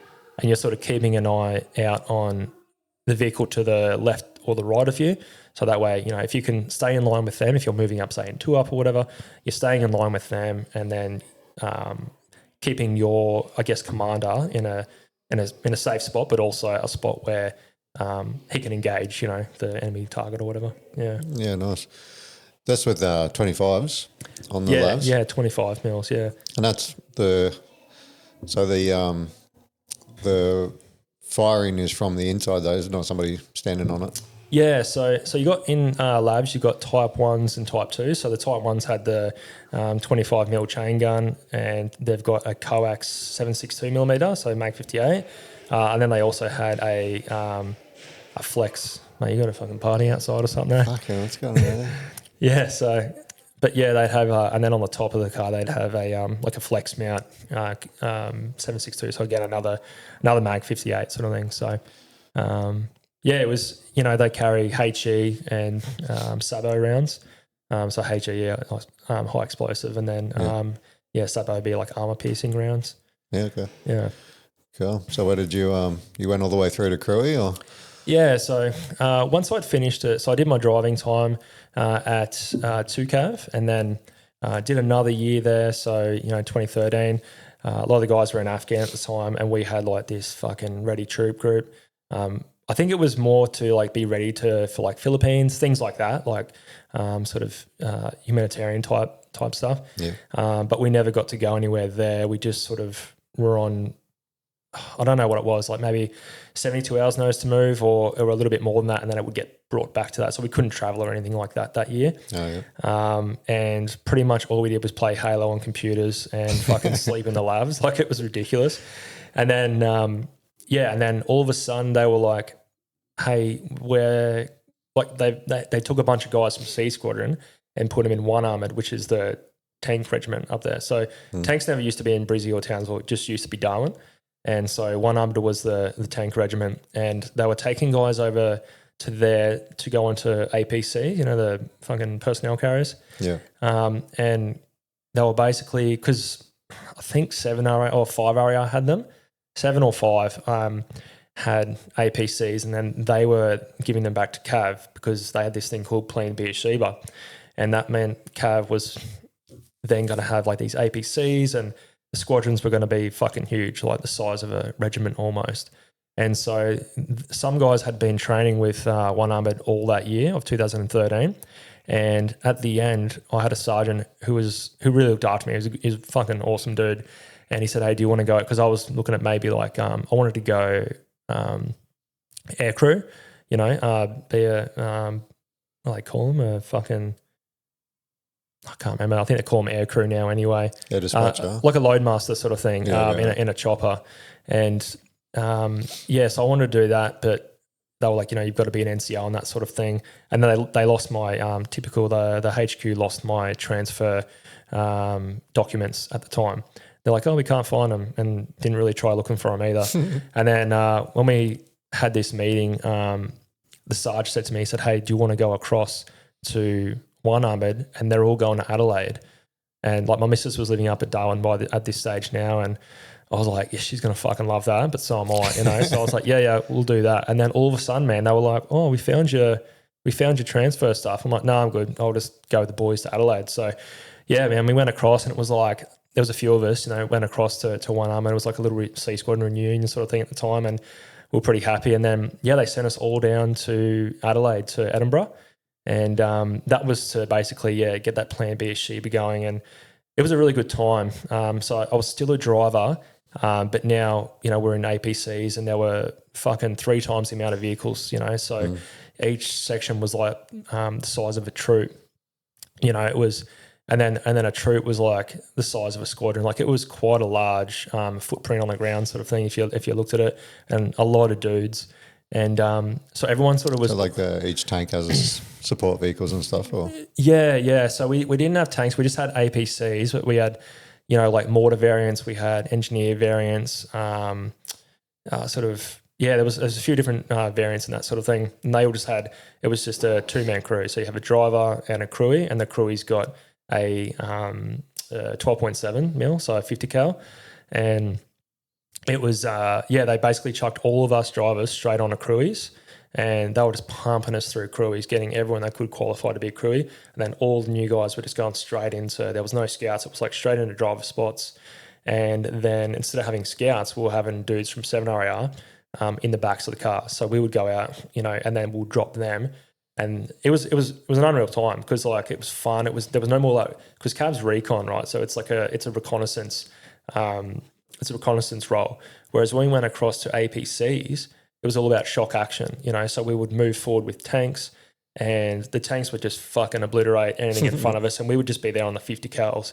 But they weren't stabilised turrets either, so not like a lav. You actually had to stop if you wanted to shoot. Oh, yeah. So you could crawl, but it wasn't fucking accurate at all. And we didn't have any like the Gucci technology that the labs did, but we all just enjoyed it because everyone was like, there was bugger all corporals. We're all just diggers, we're all just troopers in, working one up sort of thing. We're all crewies and shit. We're like, this is fucking awesome. And so having that sort of experience, you've got guys who are now secos who are like your best mate or whatever, they're senior diggers or whatever, but they're like, now they're the seco, and then you're being left alone. You're like in your own hide, and it's just a bunch of diggers fucking left to their own devices. And then there's another section over there, and no one could get promoted because at the time there was no writing for what constitutes being, promoted to Lance Corporal or Corporal in that APC sort of role, because it hadn't been around for quite a while. And so, it was pretty wild, but it was fun. Like the hierarchy was really good at the time. They just had to give us room to grow, basically. So they did that, and everyone was really growing because they knew that they had to have their shit squared away. And it was because everyone was sort of enjoying it. The squadron, when you weren't outfield, was enjoyable as well. Like we're playing footy and we're fucking, the booze is going off every Thursday. It was just a fucking really good time to be Armoured Corps. It was nice. It was good. So how long were you end up down there for? So I was down there for 2 years, which was would have been 2014 and 15, and in that time, that was sort of growing that sort of APC role. The lift, it was like a lift capability basically.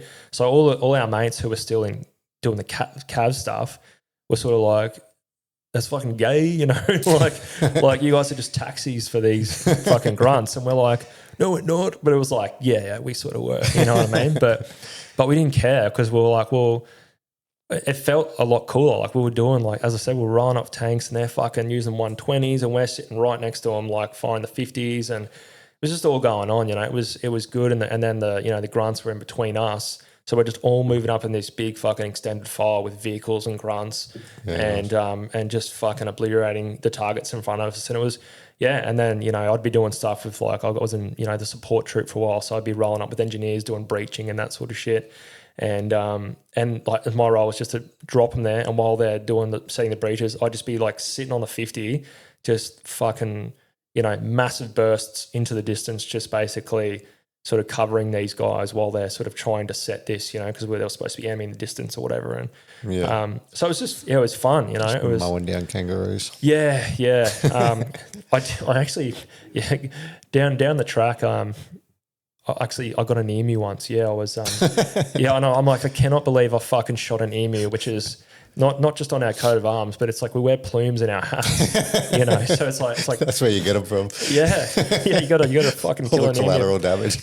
So after there, because I moved to 214, but later down the track I did crews in Lav, and I still remember like I was they give you the brief at the start. If you're fucking, you're not to engage any fauna or flora or fucking whatever it's called, animals, wildlife, all that sort of stuff. And I remember like while I was doing doing one of my stab runs or whatever it was, I hit this fucking emu with a 25 round, and it just fucking exploded. Like it just fucking pink mist.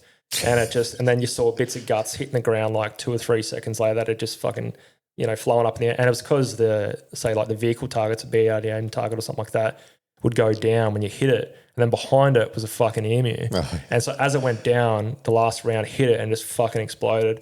I remember telling like the DS in the back, I was like, oh, hey Sarge, I've just hit an emu. He's like, give a fuck, cunt, just fucking go, I'm like, oh, fucking, I thought I was supposed to report away, let's go. So, I was like, my mate's looking at me in the gunner's hole and he's just like, fucking, man, that thing like really fucking exploded. Like shit. So, but yeah, so at the end of 2015, I think at that stage I was looking at leaving just to get a trade or something because I'm like, I was pretty happy, but I was like, I wouldn't mind getting back to Brizzy. I was engaged at that stage to missus and that, and I was like, it'd be nice to get back to Brizzy. And again, like I had good chain of command, and they were sort of like, hey, what can we do to keep you in the core? And I said, 214s in Brizzy. And he's like, well, that's what I was thinking. They're getting APCs next year, and they haven't had to use them yet. And we'd been on them for a couple of years. So he said, if you went up there, you could be like the SME or whatever for even though I was a digger, like you could be an SME on these APCs. And there was a few of us that was sort of interested in that. So they sent us to 214, started 2016. Yeah, nice. Did you go to Iraq? No. So I think you didn't get any deployments. No, I did Op Resolute, but that was the only sort of real sort of deployment, or if you could call it a real deployment sort of thing. So yeah. Was it just everybody, just the luck of the draw, really? Yeah, it honestly was, man. So even then, like I think everyone was sort of getting to that point where we're like, fuck, we're never going to get a deployment, like 2015, that's what everyone was thinking. We've been going fields so often, and yet none of us it's starting to wrap up. There's nothing going on, and especially like labs were pulled out of Afghan before I'd even gotten to 2CAV, so they had Bushmasters and stuff, but I think they were trying to decrease the footprint on the ground, of I don't know, Australian, the ADF sort of thing. So labs were one of the first things to stop operating over there, I think, when it comes to equipment and that sort of thing. So, but then, I think they said, there's nothing. They said there could be a deployment coming up next year, but they said, I wouldn't hang around because it's probably just going to be senior NCOs. And a lot of them were at that stage. It was like, just sergeants and lieutenants were going. Oh, yeah. So lieutenants would go so that way they could, get some gongs or whatever. And then the sergeants can go for, to be able to babysit the lieutenants. Yeah, pretty much. So, but it's funny, like, once we got posted to Brizzy, they come back and they're like, now they're doing training teams. So a bunch of the boys got to go. I was like, fuck, but again, I'm like, you know what? I got Brizzy and, it was Brizzy. So it was hard to get, man. Like if you didn't get Brizzy when you like straight out of IETs, you didn't really get it until you'd gone to Kapuka as an instructor or Pucker as an instructor, and then you get to go to Brizzy. Like you don't really get moved around when you're a digger. So a lot of me being able to go down, me and my mates being able to go down to Adelaide and then being able to go to Brizzy, it was pretty good. It's unheard of. Like we were just sort of lucky. Made the right choice with going to Adelaide. Yeah, we were just sort of lucky there, sort of thing. So, but then I got 214, and it was it's different. Like so was that 2015? So another fucking 9 years after that. Yeah, so 2016. 2016, I got to 214. And it was different. It was a different place, like coming from 2CAV and 1 armoured, super green. Everyone's sort of like, we're not like fucking green, we're fucking nerds into it, but it was just sort of like that environment where everyone's like getting after it and they're always out with the boys, and it was pretty normal to talk about work and that sort of thing, we enjoyed it. And then I got to Brizzy, and Brizzy was like a fucking, just a party vibe. Like it was all about like, and it wasn't for everyone like that, but that's the vibe I got when I got there. It wasn't the NTOs like that. It was the diggers. Like it was just because the city's right there. You can see it, like where it is. Like you can see it from the base, and so everyone's like just fucking working for the weekend to go out and go clubbing and that sort of thing. And that was sort of hard to get used to. It was like just a different vibe. But once I got used to being there, I loved it. Like it was a really tight unit. The squadron we were at the time, B squadron, it was had great fucking hierarchy, like really good fucking hierarchy. They were firm but fair. And so everything was like, as long as you do your job, you're not going to get fucked on, to a point anyway. So, yeah. Seems to get the least amount of complaints for toxicity and fucking job dissatisfaction, I reckon, 214. Like you hear a lot of complaints about, infantry battalions and one reg and one MP. Yeah. Less about, you hear much less about 214. Yeah, that's it. I think, and, like because I was going APs, I got there and went back on labs for a little bit, but they just threw me in a like an operator spot, just fucking working a radio sort of thing because I hadn't driven a lab in a while. And they were about to be phased out, so they sort of kept the crews the same. And then, they bring in APCs and everyone's fucking trying to, figure out this fucking old-ass vehicle sort of thing. And before you know it, we, had fucking hangars and hangars of APCs there. And, it was good. And we sort of got straight into it. And I wasn't much of like, when I say, they were like, oh, you can be the SME. They didn't really listen to me anyway. It's sort of like, oh, the officers have read the textbooks, so they're fine. Not required. You're going to fucking ask a digger. Yeah, exactly. And I remember like when we were out in the labs and stuff, and they were sort of going over, the methods of movement, and we're going to do a stop drop, drill and that sort of stuff. And I was like, oh, so usually, because they were doing it wrong, and I was like, oh, so usually, and they were like, sorry, who are you? I'm like, oh, I'm in the troop. You know what I mean? Like, and the officers were sort of like, oh, yeah, we know that. I'm like, oh, okay, cool. It doesn't look like it, because like it looks fucking like you're fucking this up completely. But anyway, I was like, okay, well, and in the following year, 2017, it was pretty early in the year. We had a new OC. The last one was fucking just unreal. Like at the end of the year, because we were at that stage, our sort of, I guess, emblem or mascot or whatever you want to call it was Spartan. Hey. And we fucking, the new guys towed the OC around the base at the end of the year in a what do you call it? Like chariot. Yeah, the spanners on base made a chariot for him, and then we got him like a gold fucking helmet, and they fucking towed him around base, and everyone carried like bow and arrows and shit, and just took up the main road of base in Enoggera, and everyone's like, what the fuck is going on? But we're just like, fucking this is Sparta sort of thing. It was a good time, eh? Like everyone was fucking into it and enjoying their job, and they're like, fuck man, what's next year going to be like? Because this dude was as I said, he was a good OC. He's looked after the boys, and he was firm but fair. And the next year we got an OC who was very well he was very smart tactically. He was very what do you want to call it, like a tactician sort of thing. But it was hard to relate to him at all. You know what I mean? Like he didn't really come out and chat to the boys very often, that sort of thing. Person. Yeah. So, and you wouldn't see him very often. He was pretty serious whenever he did sort of come out. But anyway, so he actually, I got called up to his office one day, and he sort of said, because I'd just been promoted to Lance Jack, and he said, I came in and I was like, oh fuck, I'm in trouble here. I've been fucking, I was talking shit down at the Symes Centre about it, how it's fucking a waste of time and that sort of thing. And we were about to go field and stuff, and I got up there, and one of the other NCOs at the time sort of said, mate, it's good. I'm like, oh, okay, sweet. And then I went to his office, and he said, oh, do you want to go to Iraq? And, you can go on pre-deployment in two weeks. And I was just like, yeah, straight up. Like, my missus won't care. She knows that this, I didn't even ask her. I was like, yep, I'll just say yes. And so, we did the next 2 weeks of like fucking getting all passports and all that sort of stuff organised, and it was kept on the down low. So all the lads thought I was having dramas at home or something, because I'd be at work super early every morning, but I was just doing paperwork and that sort of stuff to go. And yeah, it was like, I think I got taken off like 2 days before. I think they said they need like a geospatial technician. So, it was the same old story. Guys get put on deployment or whatever, and then they get taken off last minute, and then some fucking, pogue goes over sort of thing. You're like, why the fuck, like...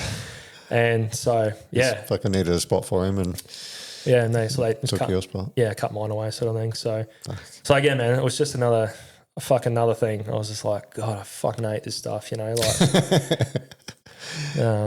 But yeah, you know, going full track eventually. Yeah, I did. I think later that year I ended up going full track. So 2000, it's probably worth mentioning. Like, so 2017 was quite a rough year for the squadron. So we not long after that, where I was like, okay, they're not fucking sending me now, sort of thing. We went outfield because I like building up for the year and that sort of stuff.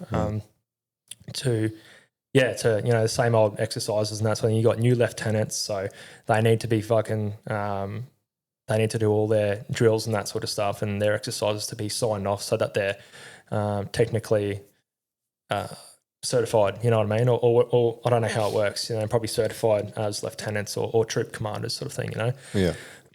So that we went, we do the typical go up to Wide Bay and do lots of gun drills and that sort of thing. So we would do, I think they were like sort of, can't remember what they call them now, like a stage 3 type thing or stage 4, where we would engage moving targets in the labs or in the APCs on static positions and that sort of thing. And then we would go down and do like, stab runs on the Wide Bay stab run track there. And then from there we moved up to Shoaley. Everything's just chucked on a truck and then wedge chucked on buses, and up we go to Shoalwater, sort of thing, and then started preparing for like a stage 5, stage 6 exercise. And that's the one, where it's a lot more intense because you've got sometimes it's blank exercise and then you've got live as well here and there, sort of thing, and with clearances in between and that sort of thing. But it was a big sort of exercise for the unit, probably for the wrong reasons. So we ended up losing one of our lads on it.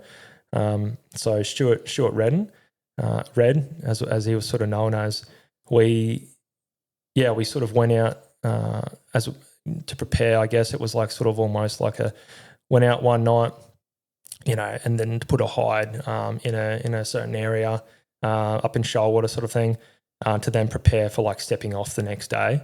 And we go up there and put ourselves in. I was the lead call sign, so we sort of take ourselves up to a certain, and this is the way it works. Where the lead call sign would basically lead up into a point, and then where the boss basically wants to go, okay, this is where we're going to set up a hide tonight, and then you sort of go just short on the radio, and then they take over from there. Almost like they're taking the glory on the last sort of fucking 200 meters or whatever. But I'm like, happy for you to take that, because that way you can actually, if it's a shit position, it's on you, sort of thing. So the officer will always sort of go in there and do that sort of thing, and then they'll basically set up the hide. And so we got in there that night, and this is the night before Red's accident. And I was only talking with a couple of boys last week, because we were chatting about it and that sort of thing, and about how we've got like the darkest humour sometimes and that sort of thing, and how it sort of helps. But we got in there that night, man, and it was pretty rough. It was, I think the weather was all right. I can't really remember, but I just remember seeing, like, looking through the night vision, the fucking vehicles are bouncing up and down and fucking going all over the place. And then after, we all us commanders sort of come to the back deck, and we'll go over orders real quick, like hide orders. We'd sort of get out some ciggies and that, and have a dart and get our maps out and fucking, we're here on the map, sort of thing, and talk about picket and that sort of stuff. But I still remember, like, the boss sort of going, fucking hell, I nearly killed Red there. So then we're all laughing about it, like, yeah, I was fucking loose, sort of thing. And I'll run him over. No, just fucking. So he was the driver for the boss. So sort of got him in there and that. But I mean, that's what Cav, you put yourself in those. You got to be. You can't stay on the fucking road. You're staying in a hide it's supposed to be hidden. That's the whole. It's in the name, sort of thing. So it's always going to be a fairly rough area to get into, no matter what. And it's just it's up to the boss to get you, to choose the best area, sort of thing. So, but so we sort of got ourselves in that, put ourselves in that area, and then the next morning, you get up and you're sort of doing your morning routine and that sort of stuff. And they had to do, so the other troop was, not too far, about, sort of 100 metres to through the bush sort of thing.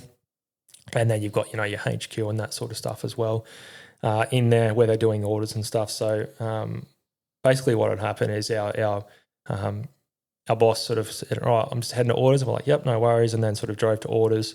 And so in lab, we weren't in labs, we were in APCs at the time, but it's the same for either vehicle. Sometimes you'll hatch up, which means the driver is, he's got his hatch open and the fucking seat's up. So that way, you can see your full, your head's out the hatch sort of thing. So, on this day, he was hatch up because it was sort of like a non-tack area at the time. We hadn't really sort of properly started the exercise. So it was sort of still, non-tack or semi-tack, whatever they want to call it. And so he'd gone to orders, and then it was not long after that, like a few of us boys were sort of there, just, chin wagging and that sort of thing, cooking up some fucking brekkie and that sort of thing on our little gas burners and that, and having brews and that sort of thing. And and we started, we could sort of hear someone, like screaming for help.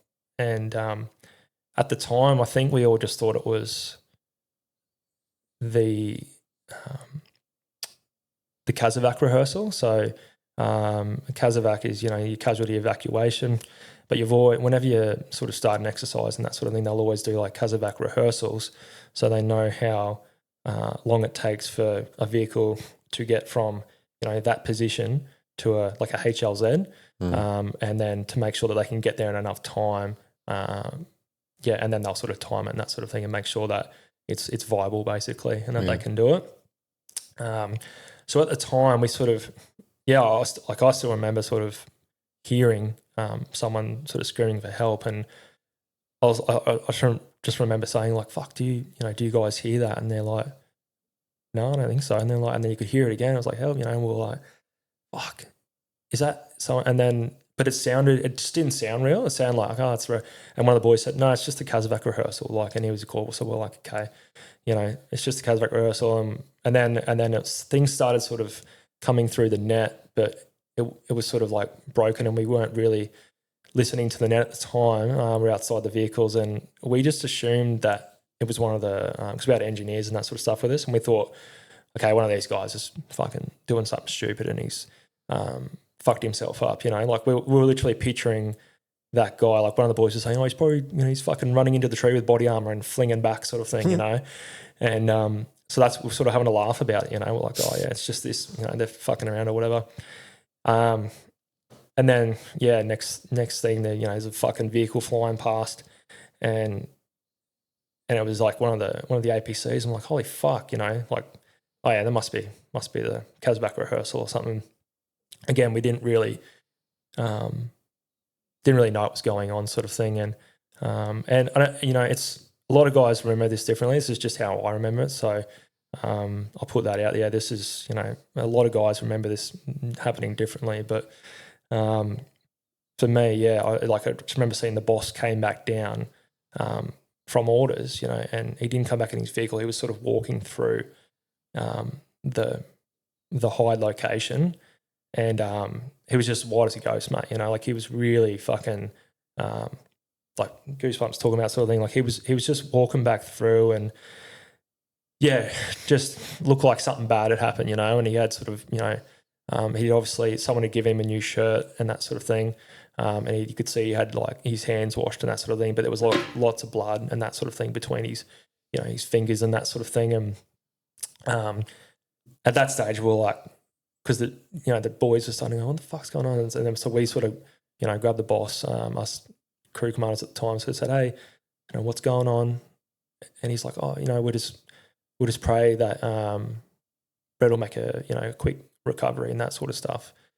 And it was sort of just a weird feeling. It was like, it doesn't seem like, it seemed like something else has happened more than that, and we literally couldn't get it out of him, and we're trying to ask like, hey, but at the same time, like not overwhelm him, we're like, hey, what's what is going on, and still we just couldn't really get it out of him at the time what had happened, but we knew, like, remember looking at my sergeant's face, and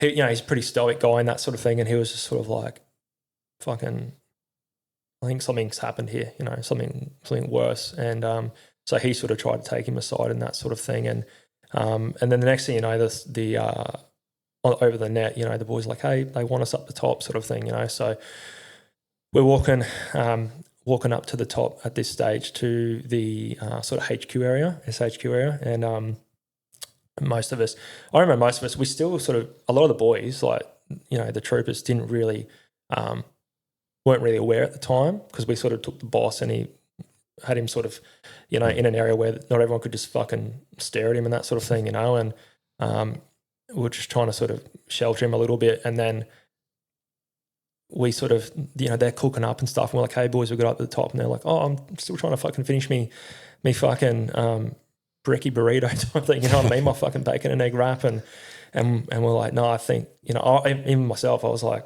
okay, I think I got to put this down, as much as I don't want to put my fucking can of Coke down, you know what I mean, like as Cav, like you sort of had, we're like, okay, something's happening here, so we sort of started walking up the top, and again, like, guys are still joking around and that sort of stuff, because we're like, fuck, we're about to do this big exercise, and then as we were walking up, we sort of saw the boss's car and Red's car, and it was just sort of parked up just off the track, sort of thing, and the sort of body armor there and that sort of thing, and yeah, it was quite bloodied up. There's a lot of blood and that sort of thing on his body armor and periscopes and that sort of thing of the vehicle, sort of thing. So that's when we were like, it was just, we didn't even say anything, we just sort of like, we're looking at each other as crewies, just going, fuck, what are we going up here for, sort of thing. And then we got up the top, and we're in sort of basically like a bit of a horseshoe, and then the OC was just sort of in the middle, and everyone's just sort of talking, but it was like very eerie, like we know something's happened here, but again, you're like, oh, I know there was an accident, and Red was in an accident, but I feel like he's probably going to give us an update on his health, and then probably start giving us orders for the rest of the day. Right.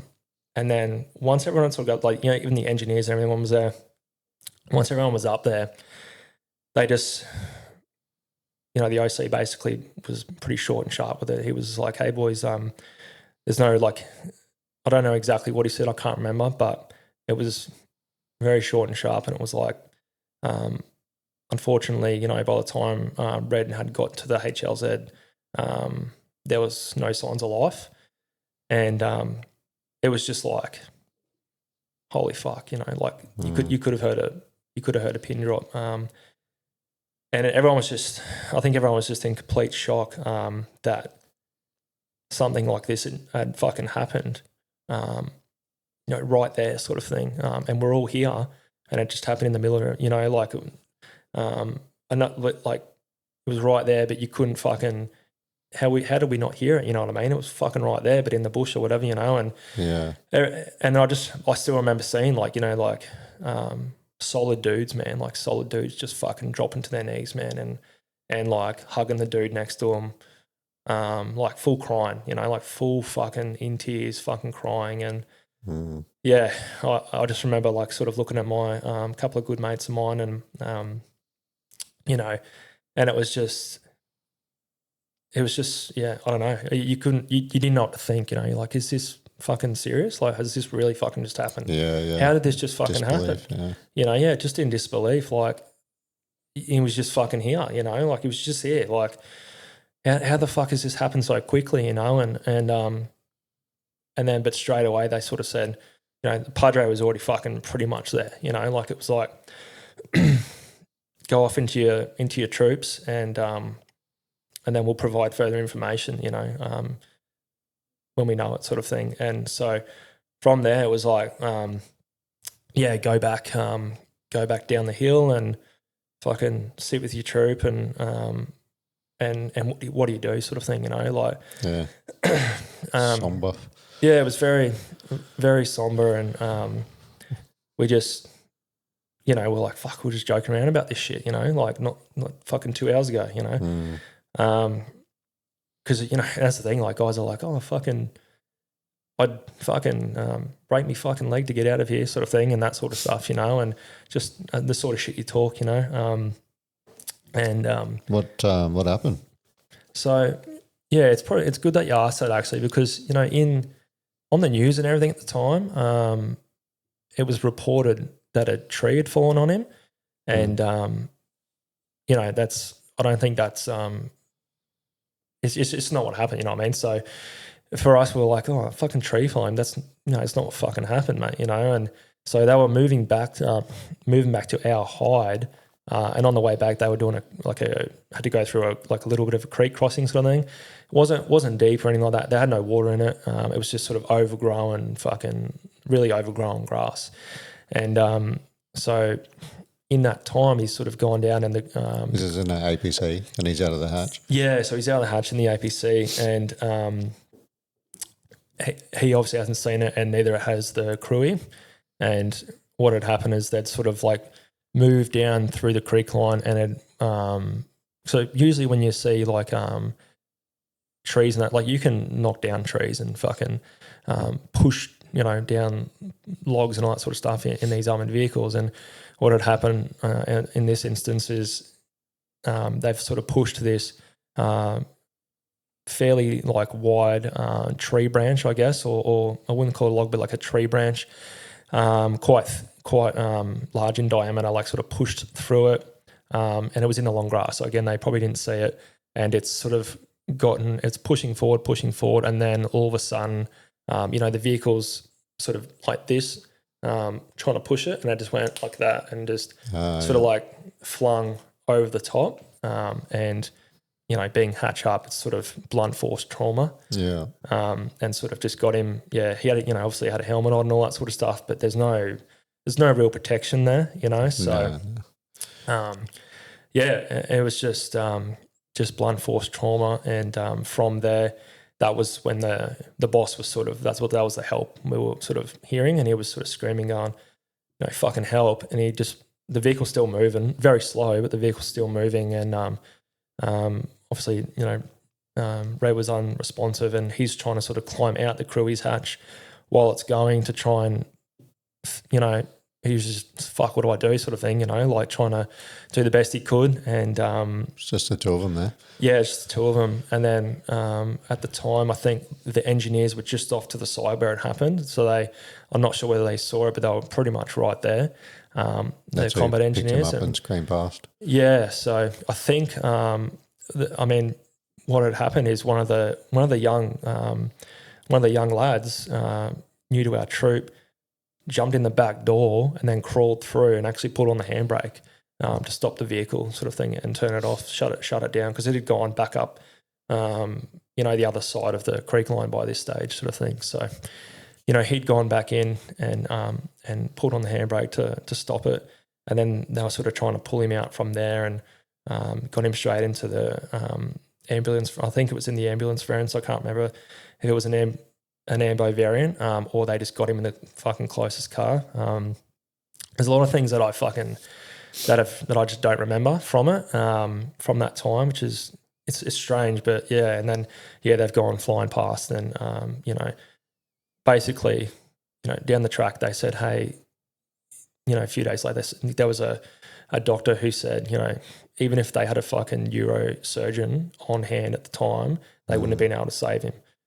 Because the brain swelling was just too much, sort of thing. So there was sort of nothing anyone could do. And because, you know, at that stage, you're like, fuck, man, I can't believe I heard that shit and I didn't do anything, you know?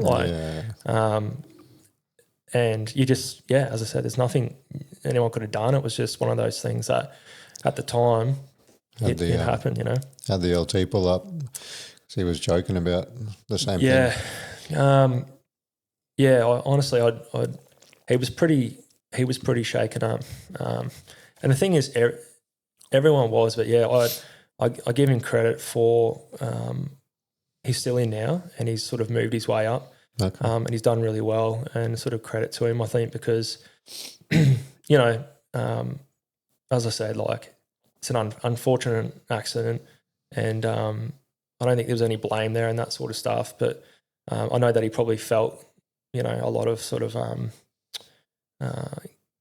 you know, emotions and that sort of stuff and guilt and all that sort of thing for a long time. Yeah, for sure. And so it was pretty hard time and it didn't help because, you know, from there it's, you know, you have Comcare, I think it is, or I can't remember exactly what they call it.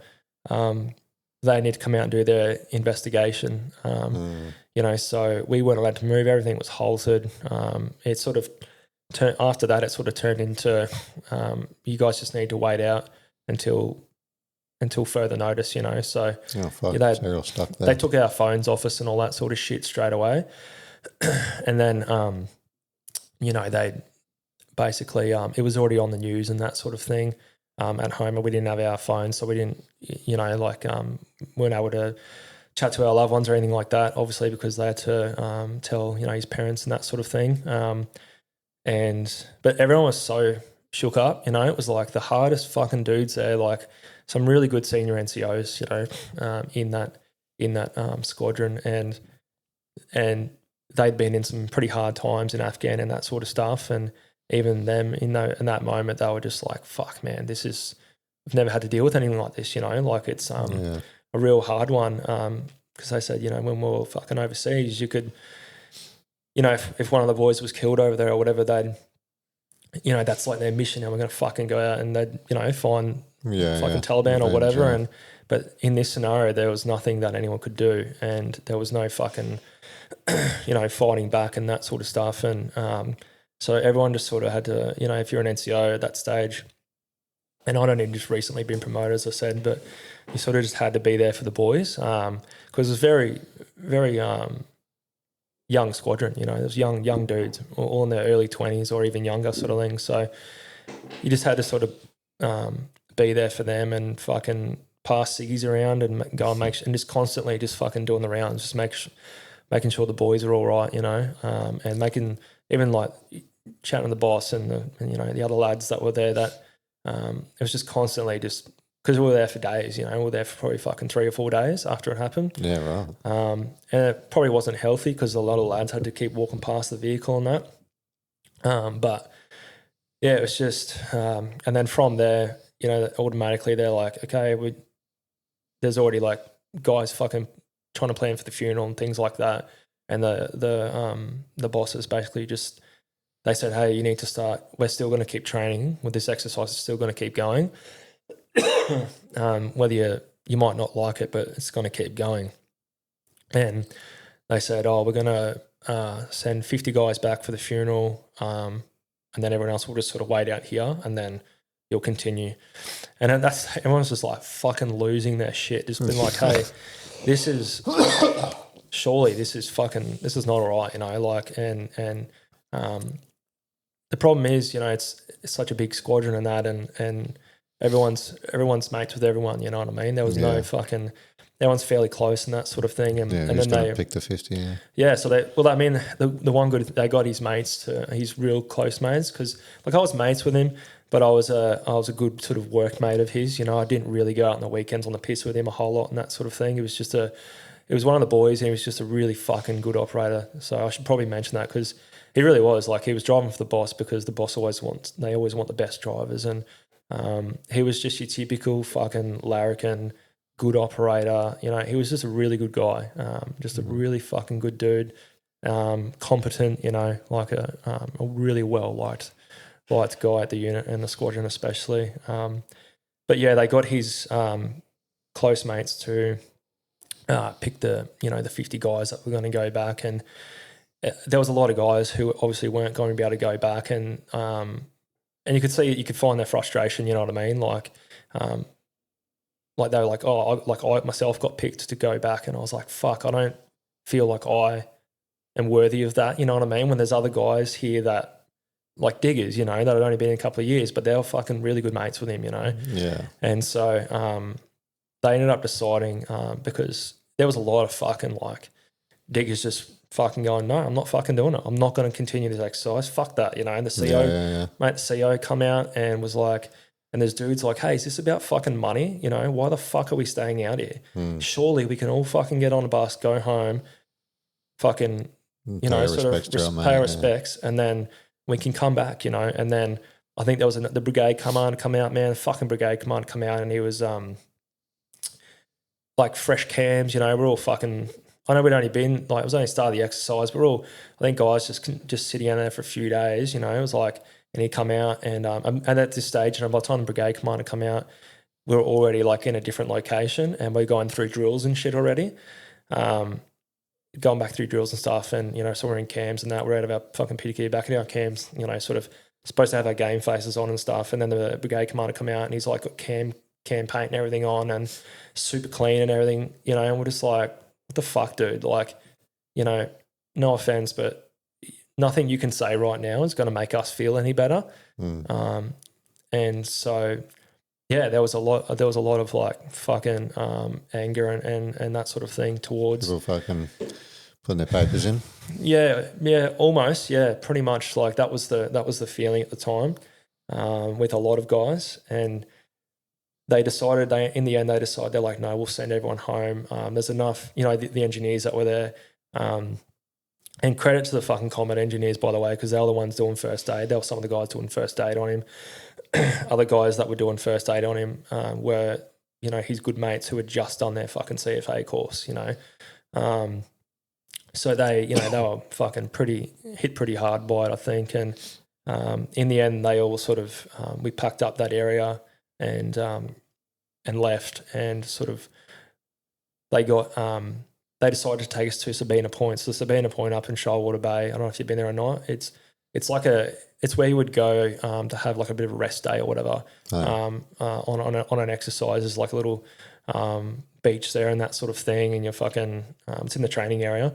You can pull up with fucking vehicles on the beach or whatever, and there's and you would just have a swim and that sort of shit. And we ended up doing that, and they had like a small ceremony for him there, and yeah, and we lit a big fire and had his PM keys in sort of placed all these rocks down with his PM keys in his name and that sort of thing. And it was and some of the boys come up that went on the exercise, come up from the unit. They sort of brought him up, and one of the senior NCOs at the time, who was back at the unit, was organising all this. And credit to him, because it was sort of one of those things that I think was sort of needed at the time. Yeah, nice. So they did that, and we went back for the funeral, sort of just had the funeral up the Sunshine Coast for him with his his friends and family, that weren't obviously in defence and that sort of thing. And then all of us, we sort of went up for that, and then I think we had one day off, and then we were back up Shoalwater Bay sort of thing. Everybody, every single person, the fucking boss, dudes that were like providing first aid, everyone was straight back up there. And I remember them asking us like, hey, is there anyone that shouldn't go back? The boss, and he's asking this, and we're like, yeah, you can't. You know what I mean? Like, fuck, man, like, surely, like, fuck. For, but at the time they said, no, we want everyone to go back out, because that, I guess their reasoning was the worst thing we can do is leave you here by yourself. Yeah. Whereas at least if we're up there, we're all together. We might be doing this exercise you don't want to fucking do, but you're all together, sort of thing. And so we went back up and did that exercise, and it was it was pretty hard, man, because I remember like even the boss and that were under a lot of pressure, to get everything right, and it was like, just move on, just the squadron's motto, the regiment's motto is for 214 is forward, and that's what they were sort of doing. They were like, we've got to keep moving forward. We need to keep training, and this is what Red would have wanted, and all this sort of shit. And so there was guys that agree with it and guys that didn't agree with it. What side of the fence were you on? I agreed with. I agreed with the fact that we sort of needed to be together at that stage, because that makes sense. I might be selfish, but that's what I wanted. I just wanted to be with the boys. I didn't really want to stay home with my missus, at the time, because I was like, I don't know, what do you fucking do, dwell on it, so I think, although it's like, should we have gone straight back out there and continued, I'm not sure, could have waited another week, I'm not sure, but like for myself, like I just wanted to be with the boys at the time, and you know, everyone sort of started getting on with their job, and then on that exercise, and it created the one thing that came from it was just like a really strong bond between all those guys in B Squadron at the time. You know, it was just a really fucking solid bunch of dudes, and we would have fucking done anything for each other, you know. And honestly, I still would for them, you know, this day, sort of thing. They were just good dudes who you just wanted to be around, but it was hard for them, you know. Like my best mate at the time there was in, you know, he used to be his crewie, and so he was in a pretty rough patch, and I still remember him, like, we were doing fucking an exercise, we were moving through, you know, sort of firing at targets, and I just remember seeing his fucking rifle go flying past me, mate, and he just fucking yeeted his rifle, and I looked at him and he was just like, what cunt? You know, like I don't care, bro. I do not fucking care, you know. And it's like, you know, and we were both Lance Jacks at the time. It was like, well, yeah, I don't know. What do you say? You know, like, I know, bro. Like, let's just try and keep going, you know. And yeah, so that was pretty much the start of that. And then from there, man, it was a really fucking busy year. They sent a lot of us, like, guys who were on our APC. They were APC crews at the time. They put us all on the ASLAV gunners, and then back-to-back gunners and crew commanders. So we came back, went straight on a gunners course. It was about 4 or 5 weeks.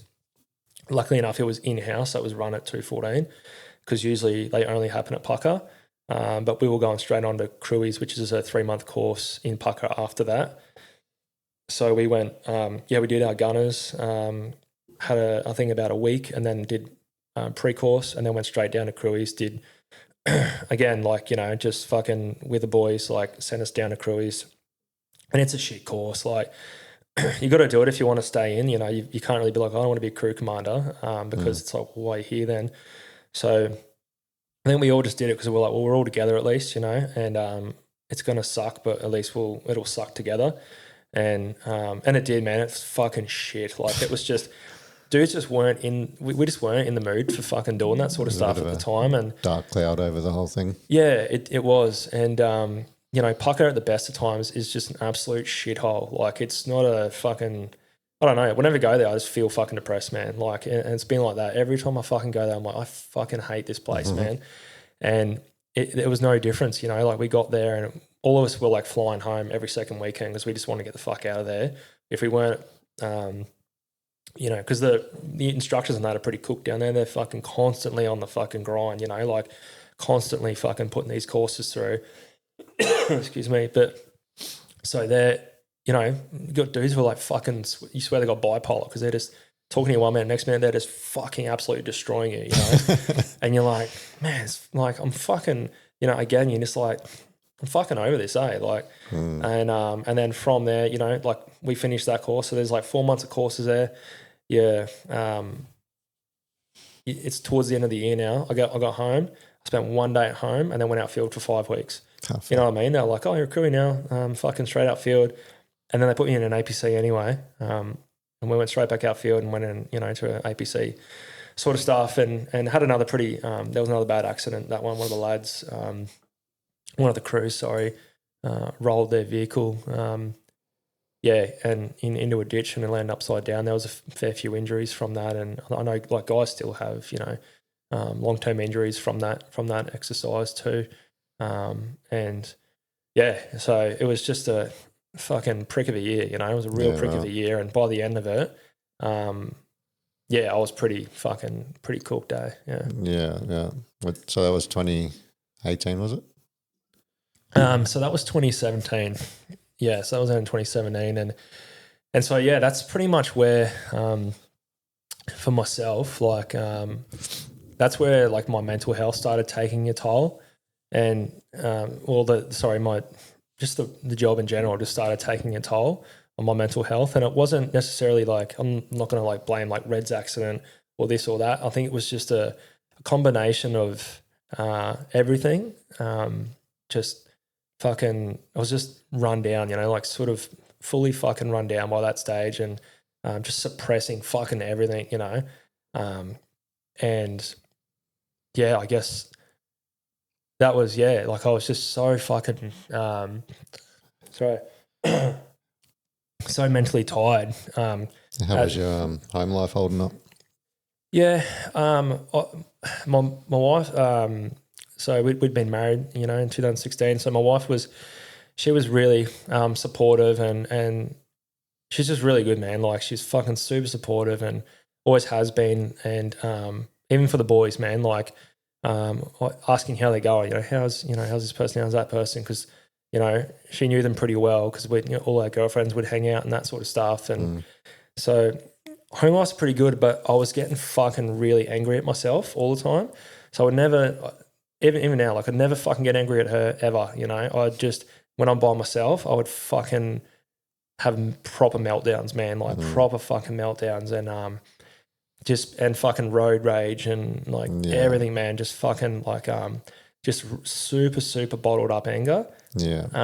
And then, that year is where I started getting like a lot of anxiety and panic attacks and things like that randomly, and I just didn't know what the fuck was happening. So.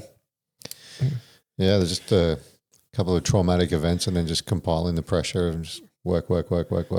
Yeah. I think, and that's what I mean. Like I see a psych these days, man. And when they asked me, I'll go further into detail, but I was like, it's just, I think it was just a build up of everything. So it was like later that year, I think we were backwards and forwards from, there's a base out near the airport and, we were sort of transporting vehicles out there. Cause then they're like, hey, we're getting rid of APCs now. We're going back to Lav. I'm like, fucking righto. And then, so we've taken all these APCs out to the airport constantly, to the base out there. And, I drove home directly from there one day. I don't think I was supposed to, but I drove home directly from there one day and I was driving over the gateway, the Gateway Bridge. And, man, I just fucking, my whole body, I couldn't feel it. Like even talking about now, like it fucking feels weird, but I was just driving over the bridge, man. And I just started having like this fucking panic build up in me. And I was like, I couldn't control my body, couldn't control my hands, man, on the wheel, my legs on the fucking pedals, nothing, like it was just like it just come over me, man. I'm driving up that fucking bridge, man, and all of a sudden, like I hadn't even realized I'd pretty much stopped, like on the fucking heading up that bridge, man, and I didn't know what the fuck was going on, and then all of a sudden, there was a truck who sort of swerved to miss me, and it was like full fucking, blasting its horn and that, and it was a big fucking, semi or whatever, and that just sort of like almost like woke me up, like fuck, what am I doing? I'm like sitting on the bridge, Yeah. And it's, as you know, like it's a busy road, it's a highway sort of thing, and so I sort of just fucking foot on the gas, got over the bridge, and I just burst into tears, man, like fucking bawling my eyes out sort of thing, on the other side. And, I just went home and fucking, saw the missus and was just didn't know what the fuck was happening, and I started getting a lot of panic attack. Yeah, panic attack and that. And it had been happening a bit, but that was like, that happened. And then from there, it just kept happening. Like I was, because we're in Enoggera and I'm in the Redlands sort of thing, and I'm driving to work, and I started avoiding a lot of busy areas. So I was avoiding, like I didn't go over the Gateway for years after that, years and years, didn't go over it.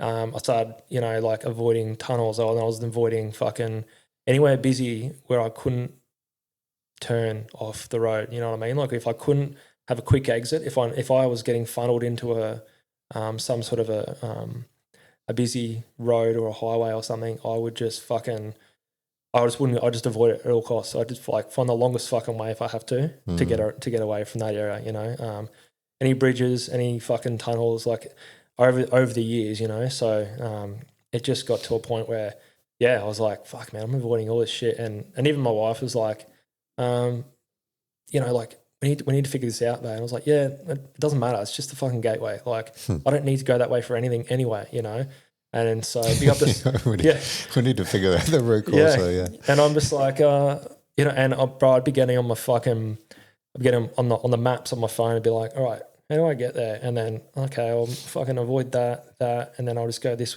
Cool, and then it'd be like fucking half an hour longer. I'm like that. I don't care. Oh, it's not that bad. You know what I mean? Like it's not a big deal. And we lived in Murrumba Downs at the time, so before I moved to Redlands, my family's all in the Redlands, and we'd have to, we'd be visiting them on the weekends, and it got to the point where my wife would take a separate car and she would drive the gateway, and then I would drive through the city to get to the Redlands and take like an extra half an hour or whatever. Why don't you just let her drive? Yeah, I just didn't want to. And then after a while, I got used to. I'd be like, okay, I'll be in the passenger seat and that sort of thing. But even then, my anxiety was pretty bad. But it ended up going away. I was like, oh, cool. I don't even feel it anymore being in the passenger seat. But I would not fucking drive over it, because And at this stage, I'd never even thought about why it happened in the first place. I just didn't want it to happen again. Yeah. And so I'd avoid it at all costs. And then, I'd in this time, I'd done other things. I'd fucking I'd left. It was a full track, but I left as in started 2019 went Chocos, and I'd started a company called Second Rodeo, and that was fun. It was a good time and all that sort of thing. It was like, and honestly, it was really good because it made me forget about all the mental health stuff that I was sort of dealing with. And I pushed it out so well that I fucking would believe it didn't even exist. You know what I mean? I would just stay away from where it originally happened on the gateway or anywhere near the airport. And as long as I stayed away from there, it didn't even exist. You know what I mean? So, and then so I'm running this company and that, and it's like, cool, I'm meeting all these awesome people, these fucking country music artists and that sort of stuff, and the biggest in the world, it's like I'd met like Darius Rucker and Brothers Osborne and, lots of them, lots of all the big names anyway that come to CMC and that, and I got to interview them and things like that on the radio and that sort of stuff. So you're fully functioning, just just avoiding a few things. And the only one that was sort of trying to hold me accountable at the time was my wife, but she also didn't want to push me too hard. She wanted me to try, but she knew that if she pushed me too hard, I'd probably lose my shit or something, So she didn't want me to. She wanted me to know that she was there for me, but she also wanted me to grow, and I wasn't having a bar of it, sort of thing. And so and I was in the reserves at this time, and basically over the years, you do all the COVID stuff. I was a reservist, but I was on CFTS for like years. I think I need like fucking 4 or 5 years of CFTS. So I was basically full time. That's all I did. I would just sign contract after contract after contract. I did like still Cav. Yeah, still Cav. Yeah, so I did. Op Resolute. When I went up there was, obviously you've got all sorts of guys from the army they take there, and then they just chuck them on TSC. So it was a transit security element, and so I got on a boat for about 3.5 months, I think, and that was pretty good. Like it was, I felt like I had a lot of purpose. Being in doing the CFTS stuff, I always had something to do. Like I did floods, and I was a secco on the floods, and I did had ready reaction force for fucking COVID, which was an unreal time for us. We were having a ball, in this ready reaction force that eventually got disbanded because they were like, who the fuck authorised this in the first place? And we had it going for like 4 or 5 months. Like it was good. It's just lots of training. We weren't doing any hotel stuff or anything like that. We were just training every day. It was unreal. Until they realised, they're like, who the fuck signed off on this? We're like, oh, someone in Sydney or something. So, but yeah, we're doing all this sort of stuff, and I got Resolute, and I was on I was on the Cape Inscription for about 3.5 months with that, which I guess going away from the other stuff for a second and to talk about yourself, like the chefos on that were just unreal. Like I hadn't really ever had to even come into contact with chefs because the army doesn't use them. They use fucking civvies, and it's terrible food. And then trash. And then we went on the Cape Inscription, and the chefs on that were just fucking like unreal. It was the best food I'd ever eaten. you know, like I think, is it the Silver Plate or something like that? Isn't it there an award called the Silver Plate? Something like that. Yeah. And they won it like 2 years in a row. And so they were just unreal. Like us, army guys, like we were just blown away by the food. Mate, you go to the fucking mess and you're like, how do they serve this fucking slop? Yeah. And call it food. Yeah. Larrakia, you know, the one in Darwin, we were there and we're like, this is amazing. Like you've got 3 different types of salad that's got meat in it. Like there's a fucking chicken Caesar salad. That's just, I'm just going to have that, you know. And then they're like, oh, they're doing burgers and steaks and stuff. This is unreal. They take pride in their food, yeah. Yeah, it was so good. So like, man, shout out to the chefos in the Navy and that's the thing, like we just started going, hey, let's go there before we go out at night. So we'll have a mad feed. Like tight asses. We'll go there on a mad feed and then we'll go out Mitchell Street sort of thing, you know. And yeah, so no, it was good, man. On the boat, like we were constantly out. We just basically sat off, just off PNG sort of thing in those islands there for most of the time. And we would just it was during COVID. So it was, you know, we were just basically doing shore patrols on a few of the islands around that area. And you know, we didn't have GATs or anything like that. They just, you know, said we can't do anything. You're still technically in Australia, even though you could fucking throw a stone to like PNG, it's right there. They're like, yeah, you know, you're not. And so, the worst thing we had to worry about on that deployment was having shit coffee and the mangy dogs. You know what I mean? So that was it, man. Like it was we were working out on the boat, you know, every day and that sort of thing. And these shore patrols, you had ABF guys there, you had police there. And I think like, you know, the worst that happened was someone threw a coconut at us one day. They literally just fucking threw this coconut and was just like, okay. And then the cops were just like, had a chat to him. You know, and there was just some dude was pissed or something. Like, and that was it, you know. So it was pretty crazy. So when did you drop from full-time to CFTS stuff?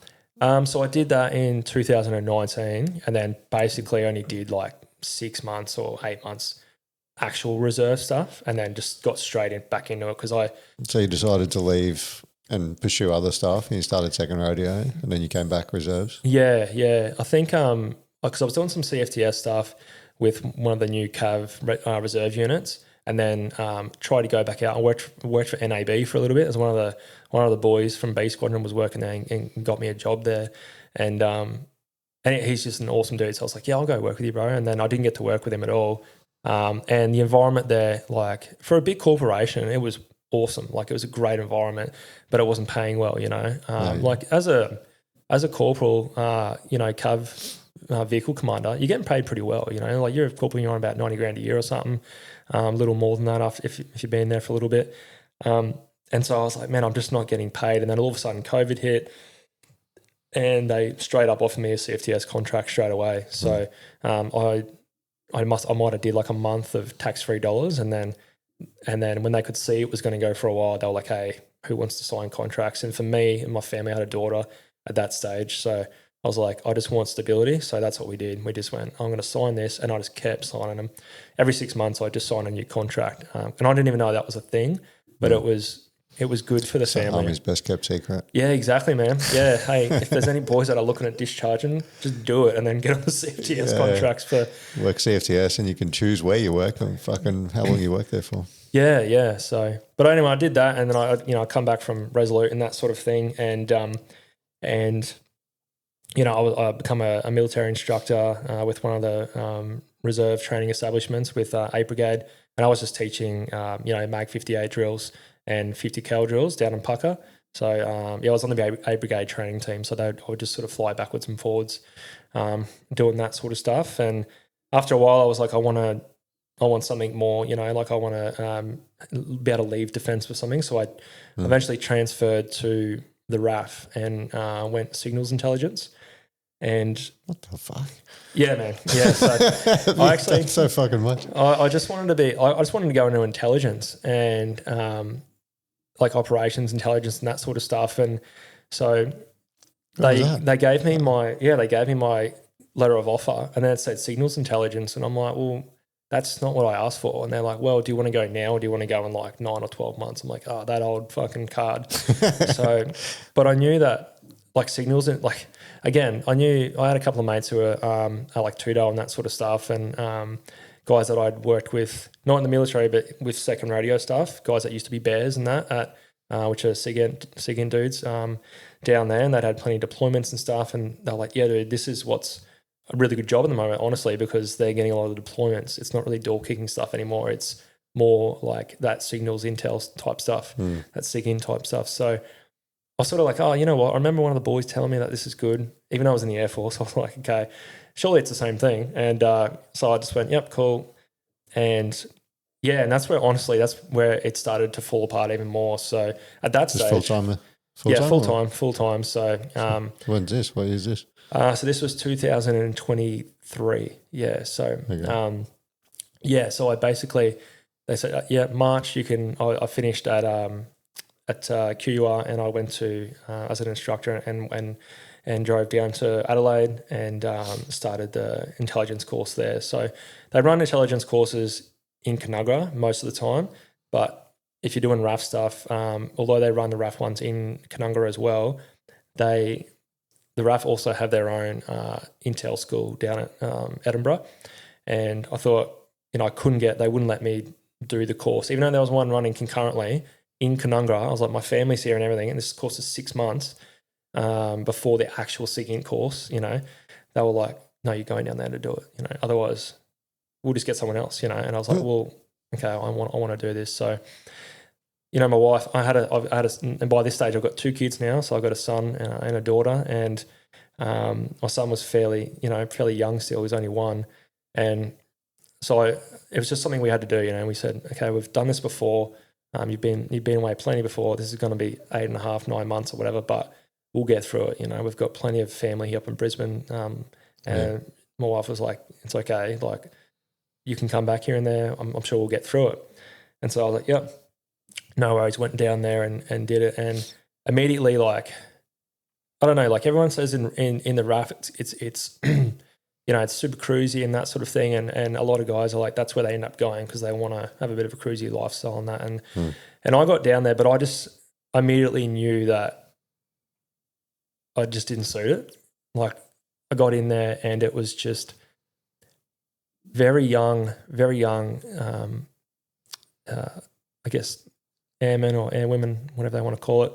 And I just didn't have the time for them, sort of thing. And it was like, not really like arrogance, but I was just, because I knew I was like, I'm away from my family. I'm not here to have a good time. I'm here to train. I want to just get this course done and I want to get out of here, sort of thing. And there was a couple of good retreads on the course that I hung out with most of the time. But the young ones on the course, it was like we were in school. Yeah. They're always talking and fucking flirting with each other and shit. I'm like, mate, you're in IETs. Stop flirting with each other in the fucking lessons. Like, it's embarrassing. These guys are supposed to be the people you're working with. Like, save that shit for the weekends. And I'm just like, man, I just sound like a crusty old dude, eh? And they'd be talking. I'd just be like, shut the fuck up, And the other guys are looking at me like, this guy's a fuckwit, eh? And honestly, man, I was a fuckwit, like they were just doing nothing wrong, They were just being young fucking people in the RAF. And I was just this grumpy prick who just didn't have any time for them, and they weren't annoying me directly. They weren't trying to, but indirectly they fucking were, So it just started, it was a bit like that, like I didn't have time for anyone, and I was doing really well on the course. We were just constantly just doing assessments, just, do a brief on this on Wednesday, and you do another brief on this on Friday. And it was just that over and over and over. How long do you stay in the RAF for? About 18 months, yeah. So from there, I basically just, I'm down in Adelaide and stuff, and I'd been post Adelaide before, as I said, with one armoured. So I was like, oh, there's a couple of guys down here I knew. My old RSM was there as the RSM now, and I sort of reached out to him here and there. But the problem was all that stuff from now that I'm by myself. So I'm staying in a room on base by myself, and every single night, all I could think about was fucking this and that, my anxiety was fucking going through the roof. And it wasn't like that when I first got there. I was enjoying my alone time. Although I was away from my wife and kids, it was like, this is actually pretty nice. I can go out on the weekends and just go to a cafe or go for a run in the city and that sort of stuff. And then over time, I started driving less and less. I was like, I'm starting to get this panicky feeling, So I'd be like, okay, I'm not going to do that today. And then I'd just turn around and come home, and then I'd start slowly going less and less, and then a little less further, and then it was just starting to really get to me. And I went home. I got on a plane one night to come home. I had about 2 weeks off or something, and between courses, and I come home, and on the plane I was freaking out. Like, I'm on, shitloads of flights, so that's the first one. Oh yeah, mate. Yeah, just done so many. Always love a good flight. Sit and watch a movie, have a beer or whatever. And man, I got on this flight, and then just before we got on, like, one of the young fellas who I'd made friends with, I probably didn't like him when he was first there, because I thought, again, like, I was just a grumpy old prick, but I've become really good friends with him, and a lot of them I was sort of trying to not be a fuckaway too. I ended up going, I want to push these guys and try and help them get better and have a better mindset, and always a little further, that sort of thing. And one of them at the airport said to me, he's like, dude, I really appreciate you. He's like, no homo, like, I really do appreciate you, and I love, yeah. Still a thing. Yeah, right, that was it, I was like, yeah, and because he was really like, they could see he was like, I fucking love you, bro, you're my boy, sort of thing. And it was like that, man. And I felt really, I was like, man, thanks, dude, like, I really appreciate that. And he's like, you really, like, helped me on this course, and he's like, I just want to say thank you, man, because, like, I really look up to you and all this sort of stuff. And I was just like, taken back by it, and a couple of boys like, yeah, likewise, man, thank you, and I was like, okay. And I was really like, okay, I'm really happy getting on the plane, and we all sort of went back to our hometowns and that. And on the plane, man, I just fucking started having this massive panic attack. Like, I just wanted to get the fuck out of there. And I felt like the floor was going to fall out of the plane, the whole fucking way back, ever since we got the sky. And I'm like, what is happening, And then we'd land, and I got in the cab, and as we're driving out the fucking airport, we're like going towards the gateway, and the last minute, my whole body just freaked out, and I was like, hey man, not this way. And he's like, no, this is the way. I was like, just fucking go the other way, dude, like, swearing at this cab driver. And he's like, fuck, all right. And then he, like, drove into the city, and he's like, what are we doing, man? I was like, just fucking, I don't know, go through the tunnel or something, like, don't go that way. And he was like, can I ask why? And I was like, no, cunt, like, and I was like in tears, man, in the back seat, trying to not let him see, sort of thing. and I remember, like, messaging my wife, just going, I think I'm fucked up, like, something's not right, And then I got home, and I just, in tears, mate. And then we were going down for her grandmother's funeral, I think 2 days later, down at Tamworth. So, she just comforted me and that sort of thing. And I'm trying to comfort her because she was super close to her grandma. And then we legit, man, get in the car, start driving early in the morning with the kids in the back. And again, man, I'm driving out through, like, Ipswich on the motorway, and I just, like, the kids are in the back, man, and they're just talking. And by this stage too, I was starting to get a lot of dizzy spells and that sort of thing. Like, felt like I had, what's it when you get dizzy all the time? Vertigo. Vertigo. Yeah. It seemed like I had vertigo. Like, I was at the mess, and I just had to get up and leave at the mess, and I leave my plate there and everything, and the boys would be like, I'll fucking take it back for you, like, and I just fucking leave, or I just feel like I'm going to fall over, and everyone's talking and they're having a good time, and I'm sitting there, like, twitching, like, I've got to get the fuck out of here now, and because you're at the mess every night, eating dinner when you're a fucking, unaccompanied sort of thing. So I just stopped fucking going to the mess for dinner, and I'd just be eating whatever I had in my room. And then, anyways, but fast forward, we're driving to Tamworth, dude, and same thing, man. I just, out of nowhere, like, the kids are, like, talking, and I was just like, fucking shut up, sort of thing, and they're doing nothing wrong, man. And I just pulled the car over and just took this exit across 4 lanes, man, and just pulled over, and I just got out of the car and, like, fell to the ground and just started bawling my eyes out. I was just really in a bad place. And again, my wife said, she's pat me on the back. She's like, it's okay. And then, she drove for a bit, and I'm like, no, okay, I'm good. I'll drive again. And the same thing, man, like, got halfway, and I'm just like, I can't do this, I can't do this. Something bad's going to happen, I just kept thinking like something bad's going to happen. I'm going to lose consciousness while I'm driving or something. And and then the kids are like, "Oh, what's happening, Dad? Why is Daddy crying?" and all this sort of stuff, And it was just, it was pretty bad. So yeah, we got down to, I got there and, the funeral and all that, and everyone's like, "Oh, is Anthony okay?" and everything. And I'm just like, I'm not going back down. I can't go back. I can't go back to this course. And it was pretty rough. And then I'm not talking about it with anyone. And so now Lisa's like, my wife's trying to sort of, help me, but also like grieve for her grandmother and that. And anyway, we got home and I think we'd spoken about a few things, and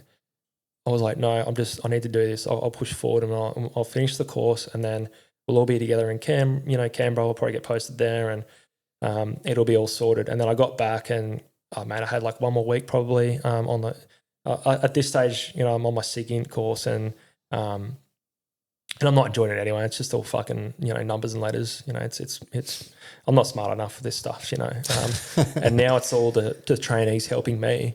I'm helping them like speak in front of people and that sort of thing. And then now they're all helping me with my maths, because I'm like, I can't do this stuff, I was passing everything just, and but at the same time, I wasn't even rocking up to some of the lessons. I'd just be talking to the boys back home who had separated from the fence, and I'd just be talking to them like I don't know what to do, and they're like, dude, you need to fucking get some help, so I think but so from there, I think I had another weekend, a bad weekend, where I didn't leave the base at all. I tried to, and I couldn't even leave the base, man, without having like a panic attack in my car. So I sort of come back and just laid in bed, and I'd had my missus on FaceTime with the kids, and I just like literally just laying in my bed, just crying, fucking uncontrollably for no reason, and just watching them on FaceTime, and my wife's trying to be like, you could see she was trying to comfort me, but she was so upset because she couldn't help me, there. And the kids are like, again, why is Daddy crying, sort of thing. And it's just really hard. And then the next day, it was the Monday, I was, about to go to PT, and I just, I went into the RAP instead. I just went in CAMS and I just sort of, in Edinburgh, that RAP, you go in there, the med center, you go in and you just take a number and they just call you out, the number out, and then you go see them. They're like, hey, what's wrong with you today? And this or that, whatever. And I just kept saying, I think I've got vertigo. Like I keep feeling like I'm going to pass out all the time whenever I'm, in a certain area or whatever. And she was like, oh, okay, strange, okay. And then basically I said, I'm just going to take you through to see this nurse. And he was just like a male nurse in his 50s, and I just remember sitting down and he said, what seems to be the problem, mate? And I just said, every time I go to the mess or I'm in the gym, like I started even in the gym because I was going to the gym every day, I couldn't even like the weights. I kept feeling like I was going to drop them on myself because I was getting real dizzy a lot. So I just said, listen, I just keep getting real dizzy, and I can't I feel like I'm going to pass out all the time, and I just don't know what's going on. And he's like, have you ever felt like you've had any sort of anxiety? Have you avoided things and things like that? And man, I just started I was like, yeah, and I just burst into tears, man. And I'll just never forget it, man, because it was a defining moment for myself, like I was like, yes, there's something wrong with me. I don't know what the fuck's going on, but something's wrong. And he just put his hand on my back. And I think that's when I was trying to tell him, I was sort of, starting to, my eyes were, sort of starting to tear up a little bit. And then he sort of put his hand on my back and he just sort of rubbed my back and was like, it's okay, mate. And I just like let it all out. And I was just fucking in tears and just like crying. And I'm like, trying not to cry because there's people, soldiers and stuff left and right of me with seeing other nurses right next to me, and didn't want anyone to hear me and stuff, but I couldn't, like I just let it all out. And he was just telling me, like, mate, just let it all out. Don't worry about fucking what anyone thinks or anything like this. And, you know. The right man for the job. Yeah, it was, honestly, I feel like, and I never thanked that guy, but like, I feel like if it wasn't for him, I probably would have kept going, because I was nearly finished the course. It was about 4 weeks shy of finishing the course. Yeah, and then they sent me straight into, you know, see the psych and that. And I just sort of told him everything that had been happening. And I said, you know, I'd never gotten help for anything like that. And this is the first I've spoken to anyone about apart from my wife. And hadn't really told any of the boys either, like, what was actually going on. I was just telling them that I'm like, you know, I don't know, I'm just not okay, sort of thing. And yeah, they're lost. Yeah, and you know, they were trying to figure it out. And so when from there, they were like, I remember just feeling like immediately like there was a weight lifted off my shoulders, and I sort of went in.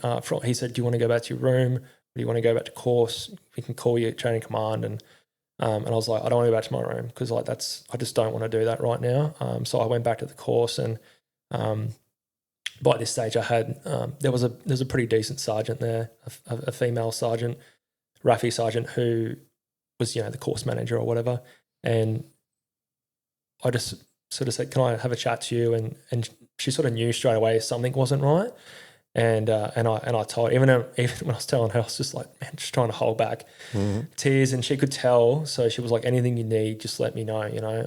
But I just told her, I'm seeing a psych for this, and I'm going to try and sort myself out, and because I'd had a couple of blow-ups, I didn't go, but I've had a couple of blow-ups at a couple of the instructors on the course that I just didn't get it. I just wasn't gelling, you know, like, and they were shit instructors. Like, I'll say it out, they were terrible instructors.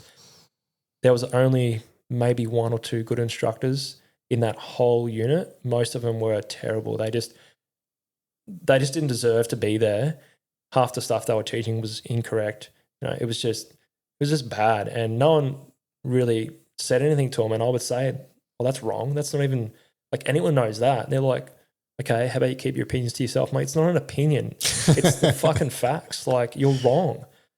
You know, if you're teaching intelligence, like talking about like ground stuff, and they're like, oh, but you know, or for an example, one time they said, we were practicing for an upcoming exam, and we had a bit of a land intel stuff in there, and they said,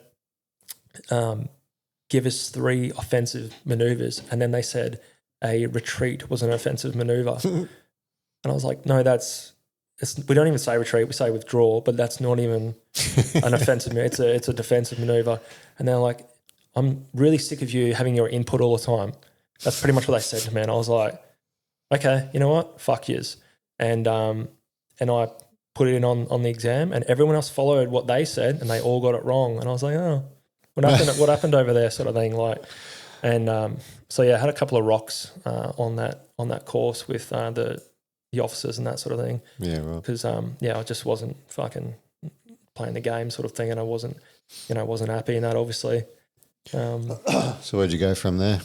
So from there, I tried to do a couple more weeks on the course, and I was like, I'll get through it, but just got to a point where I knew there was no the only way to properly work on myself was to come back home for a start, be with my family, feel comfortable again, feel safe, and all that sort of thing, and then try getting proper help, you know. So I told them I didn't want to be on the course anymore, and they said, oh, you know, there's only 3 weeks left.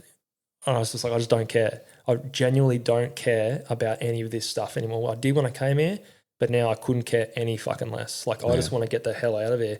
And so they're like, I'll keep you around. And I was like, no, like, get me out of here now, sort of thing. And they're like, oh, the CEO's away at the moment, so she can only sign off on it. So she'll be back in a week. So I ended up just staying there for another week. Didn't do anything on the course, just sort of went in and, fucked around or whatever. And then I come home and luckily, you know, and that's one of those things. It's like you build relationships over time in your defence career, and I'm lucky that I'd made enough good relationships with some of the senior NCOs and my old CSM from where I was an instructor. I reached out to him because they were going to send me to Ambley, and I was like, I just can't fucking even drive out to Ambley right now. Like, I don't even know if I can drive to Enoggera from home, because every time I got in the car, I was like freezing up and that sort of thing. And so he helped me out. Yeah, he sent me back to HQ7 Brigade. I worked in there in the combative centre, but I wouldn't say I really worked because they didn't make me do anything.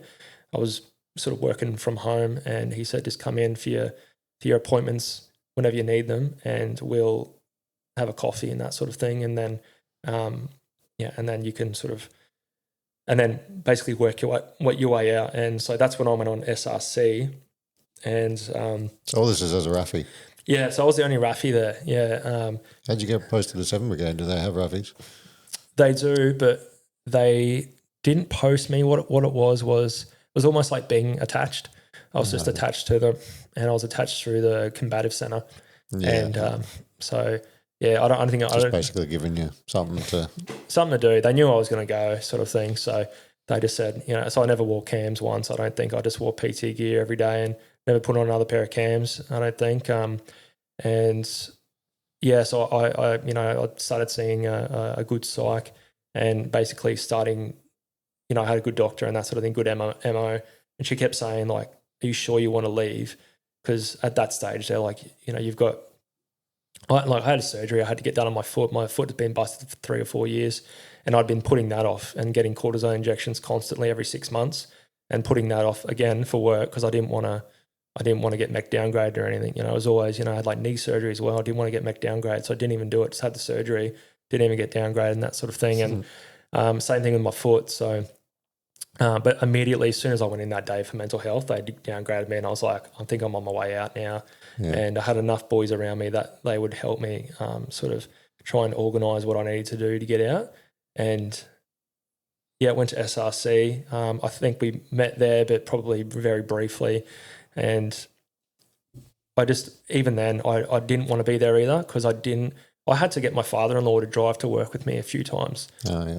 Just to get used to driving in traffic again. I'd leave super early. I'd leave at 5:30 to get to work at 6:30 or whatever, and he would come with me, and we even did it on the weekends before I even started coming into work. Practice runs. Yeah, and he was just, again, like that ex-copper in him. I think he just knows, he's been there, he's lost mates and that sort of stuff as well. And he'd faced depression when he left the coppers, and so he knew what it was like, and he just wanted to support me. He's retired and stuff, so he drove in with me, every day, sort of thing, almost at the start, and then until I could do it myself. Yeah. And they got me onto a good psych, and the psych is he was an ex-engineer, and so he's about the same age as me, and as a psychologist, and runs his own practice and stuff now. And he's been the best thing, because he's, again, like, I don't want to say firm but fair, because that's not what a psych is there for, but he's there to keep me accountable and push me so I can get better. But also, he's the happy medium. He wants to push you enough so that you're uncomfortable, so you can work within that uncomfortable feeling. So since then, we've driven over the bridge a number of times. We started doing EMDR, and then that wasn't really working. We did that for about 3 or 4 months, and it just wasn't working. And I knew what I had to do. I knew it had to be exposure therapy. So we started doing exposure therapy, where we would go and sit under the Gateway Bridge, have coffees and just talk about it. And then we would drive over it with me in the passenger seat. And this is him coming out, getting jumping through hoops, He was coming out to the bridge with you? Yeah. He was jumping through hoops with defence to even get a vehicle and that sort of stuff to drive with me. He would drive, and then I would drive I would sit in the passenger seat with him, things like that. And until we got to a point where I drove over it, and it was just like, oh my God, I can't believe I just did that, I finally did it. And there was just zero anxiety. Well, I shouldn't say zero anxiety, but there wasn't. Once I got to the top and got over the other side, I was like, I've done this, Yeah. And he was so cool, calm and collected, like, we'll just chat, while we're doing it. And my heart rate was going through the roof, on the way up. And then we come back, and he's like, let's do it again. Went over, and we come back. So we did it 4 times. And then after, he's like, let's just go get a brew. And, we went and got a brew. We're just talking about other things, completely nothing to do with my anxiety or anything like that.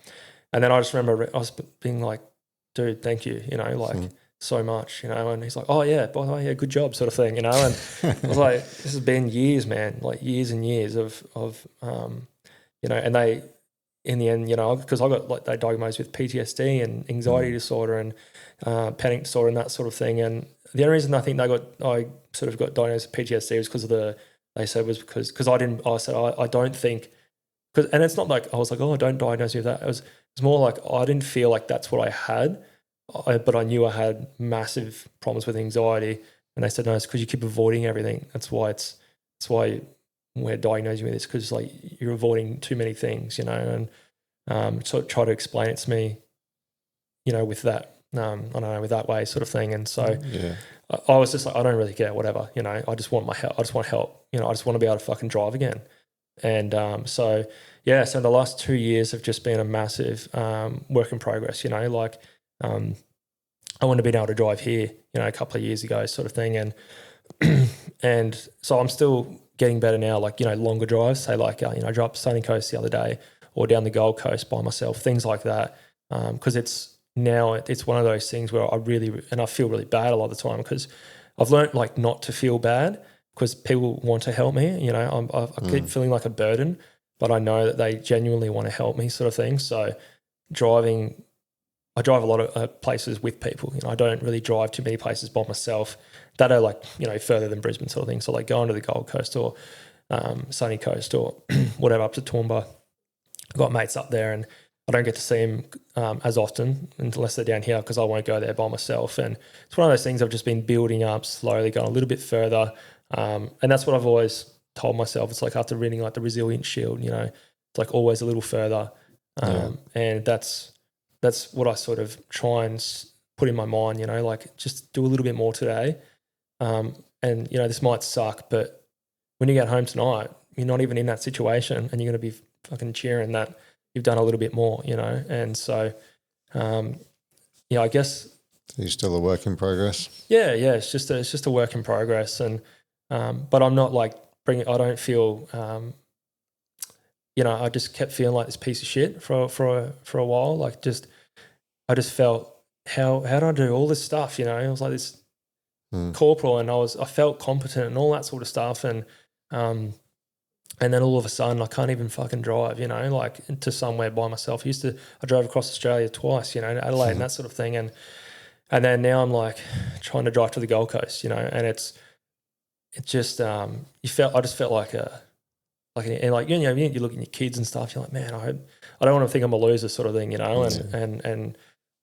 and I've never had that from anyone in my family or any of my mates or anything, it's always been super supportive, but you just don't, I didn't really like to talk about it a lot. And now I think one of the reasons why, I spoke to you about and said it'd be good to speak to you on here was because I just, there's probably other guys out there, like that have gone through similar things or that are currently going through similar things. I'm starting to feel some things. Yeah. And and it's like, I felt embarrassed for a long time and I didn't tell anyone but my wife. So I think as soon as I started getting help for it, it just become a task now, it wasn't a burden as much. Like it is a burden, but it's more of a task, like just get better sort of thing. And and there's a lot of, like, I'll talk about it with people because I don't care. I'm not embarrassed. I don't care about it. I'm like, you can think what you want about it. But for me, like I know I'm working my ass off mentally every day, just trying to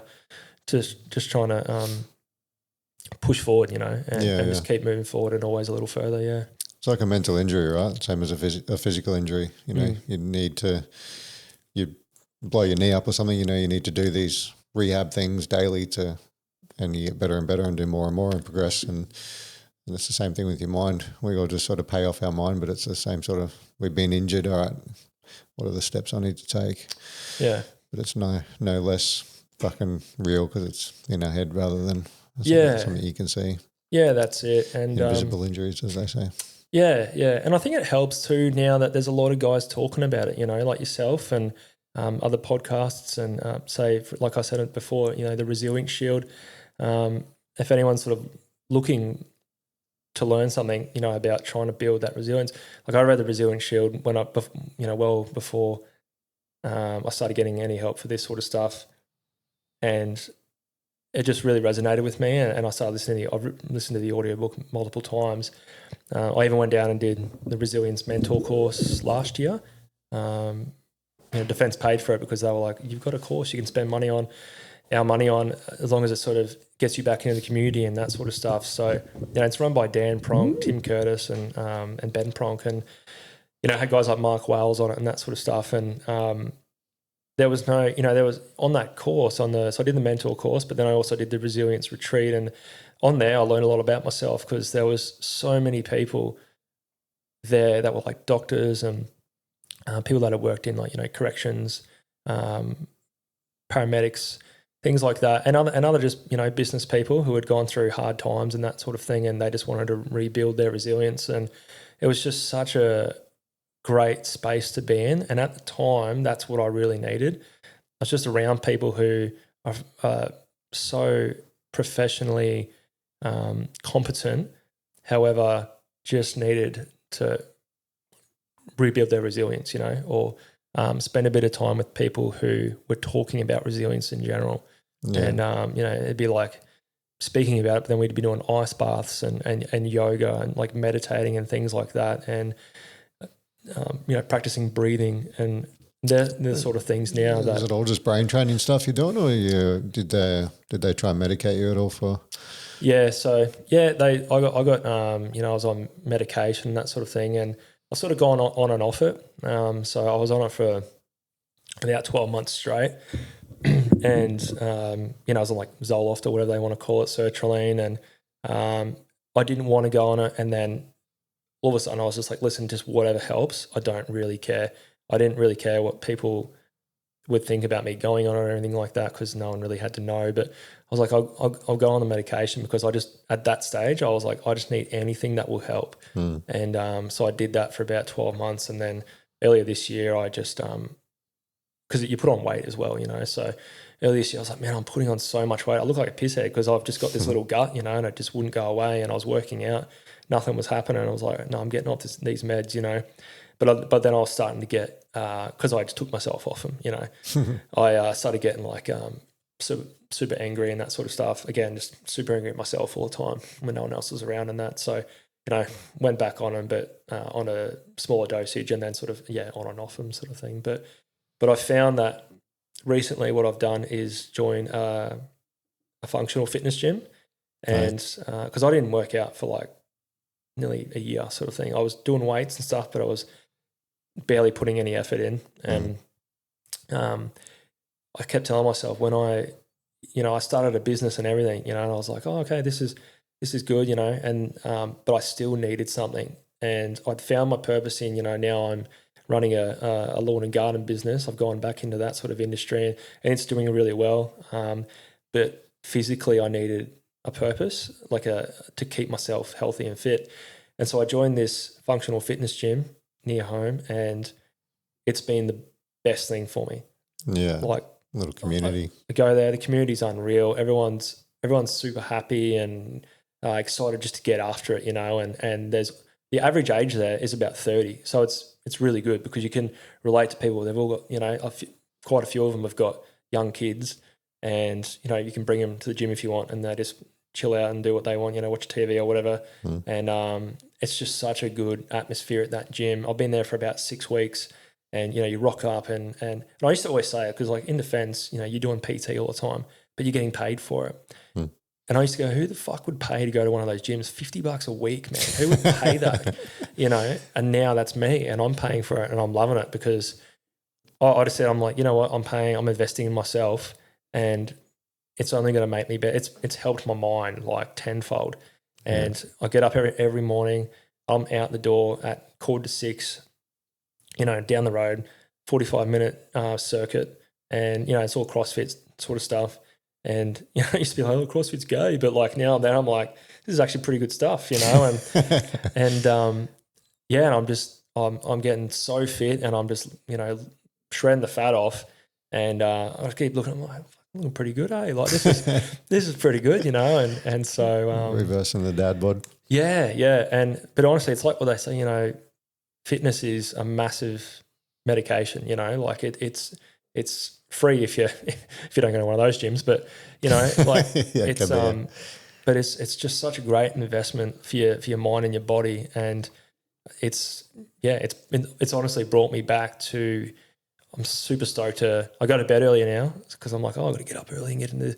And they put up the gym session the night before, so you get to see. And you go, oh fuck yeah, I'm gonna get after that in the morning, and so I get to see the sesh, and so I'm like, yeah, I'll go to bed early, and because you used to go to bed late, and obviously that's not good either. Getting minimal sleep, and so now it's just this thing. I get up, have a little piccolo coffee, and then I'm off to the gym. And I get home and take my kids to school, and and then go do work and pick the kids up in the afternoon. And it's good because I've got this perfect little at the moment routine it's doable, and I get to spend the time with the kids. I get to do things that a lot of dads don't get to do. Drop off the kids or pick up the kids from school, and I'm constantly being able to do that now. And then I'll just work during school hours, and nice. And doing the gym before they even go to school. So it's the beauty of doing your own thing, yeah. So it's one of those things. I feel like I'm on the path, as Jocko would say, like I'm just on the path to in the right direction, sort of thing. Yeah. I think the gym sort of stuff, like people always say exercise helps and and a lot of people sort of picture that as going for a run in the fucking dark or going to the gym by themselves and being uncomfortable and that. But those community gyms are where it's at. Like I do Muay Thai, same thing's like $44 a week, but it's I fucking, I love it. Everybody, you train hard together, you fucking grind it out together, and, you create really fucking strong relationships. I hang out with Muay Thai, friends from the Muay Thai gym all the time. They can come over here for dinner and fucking do stuff together.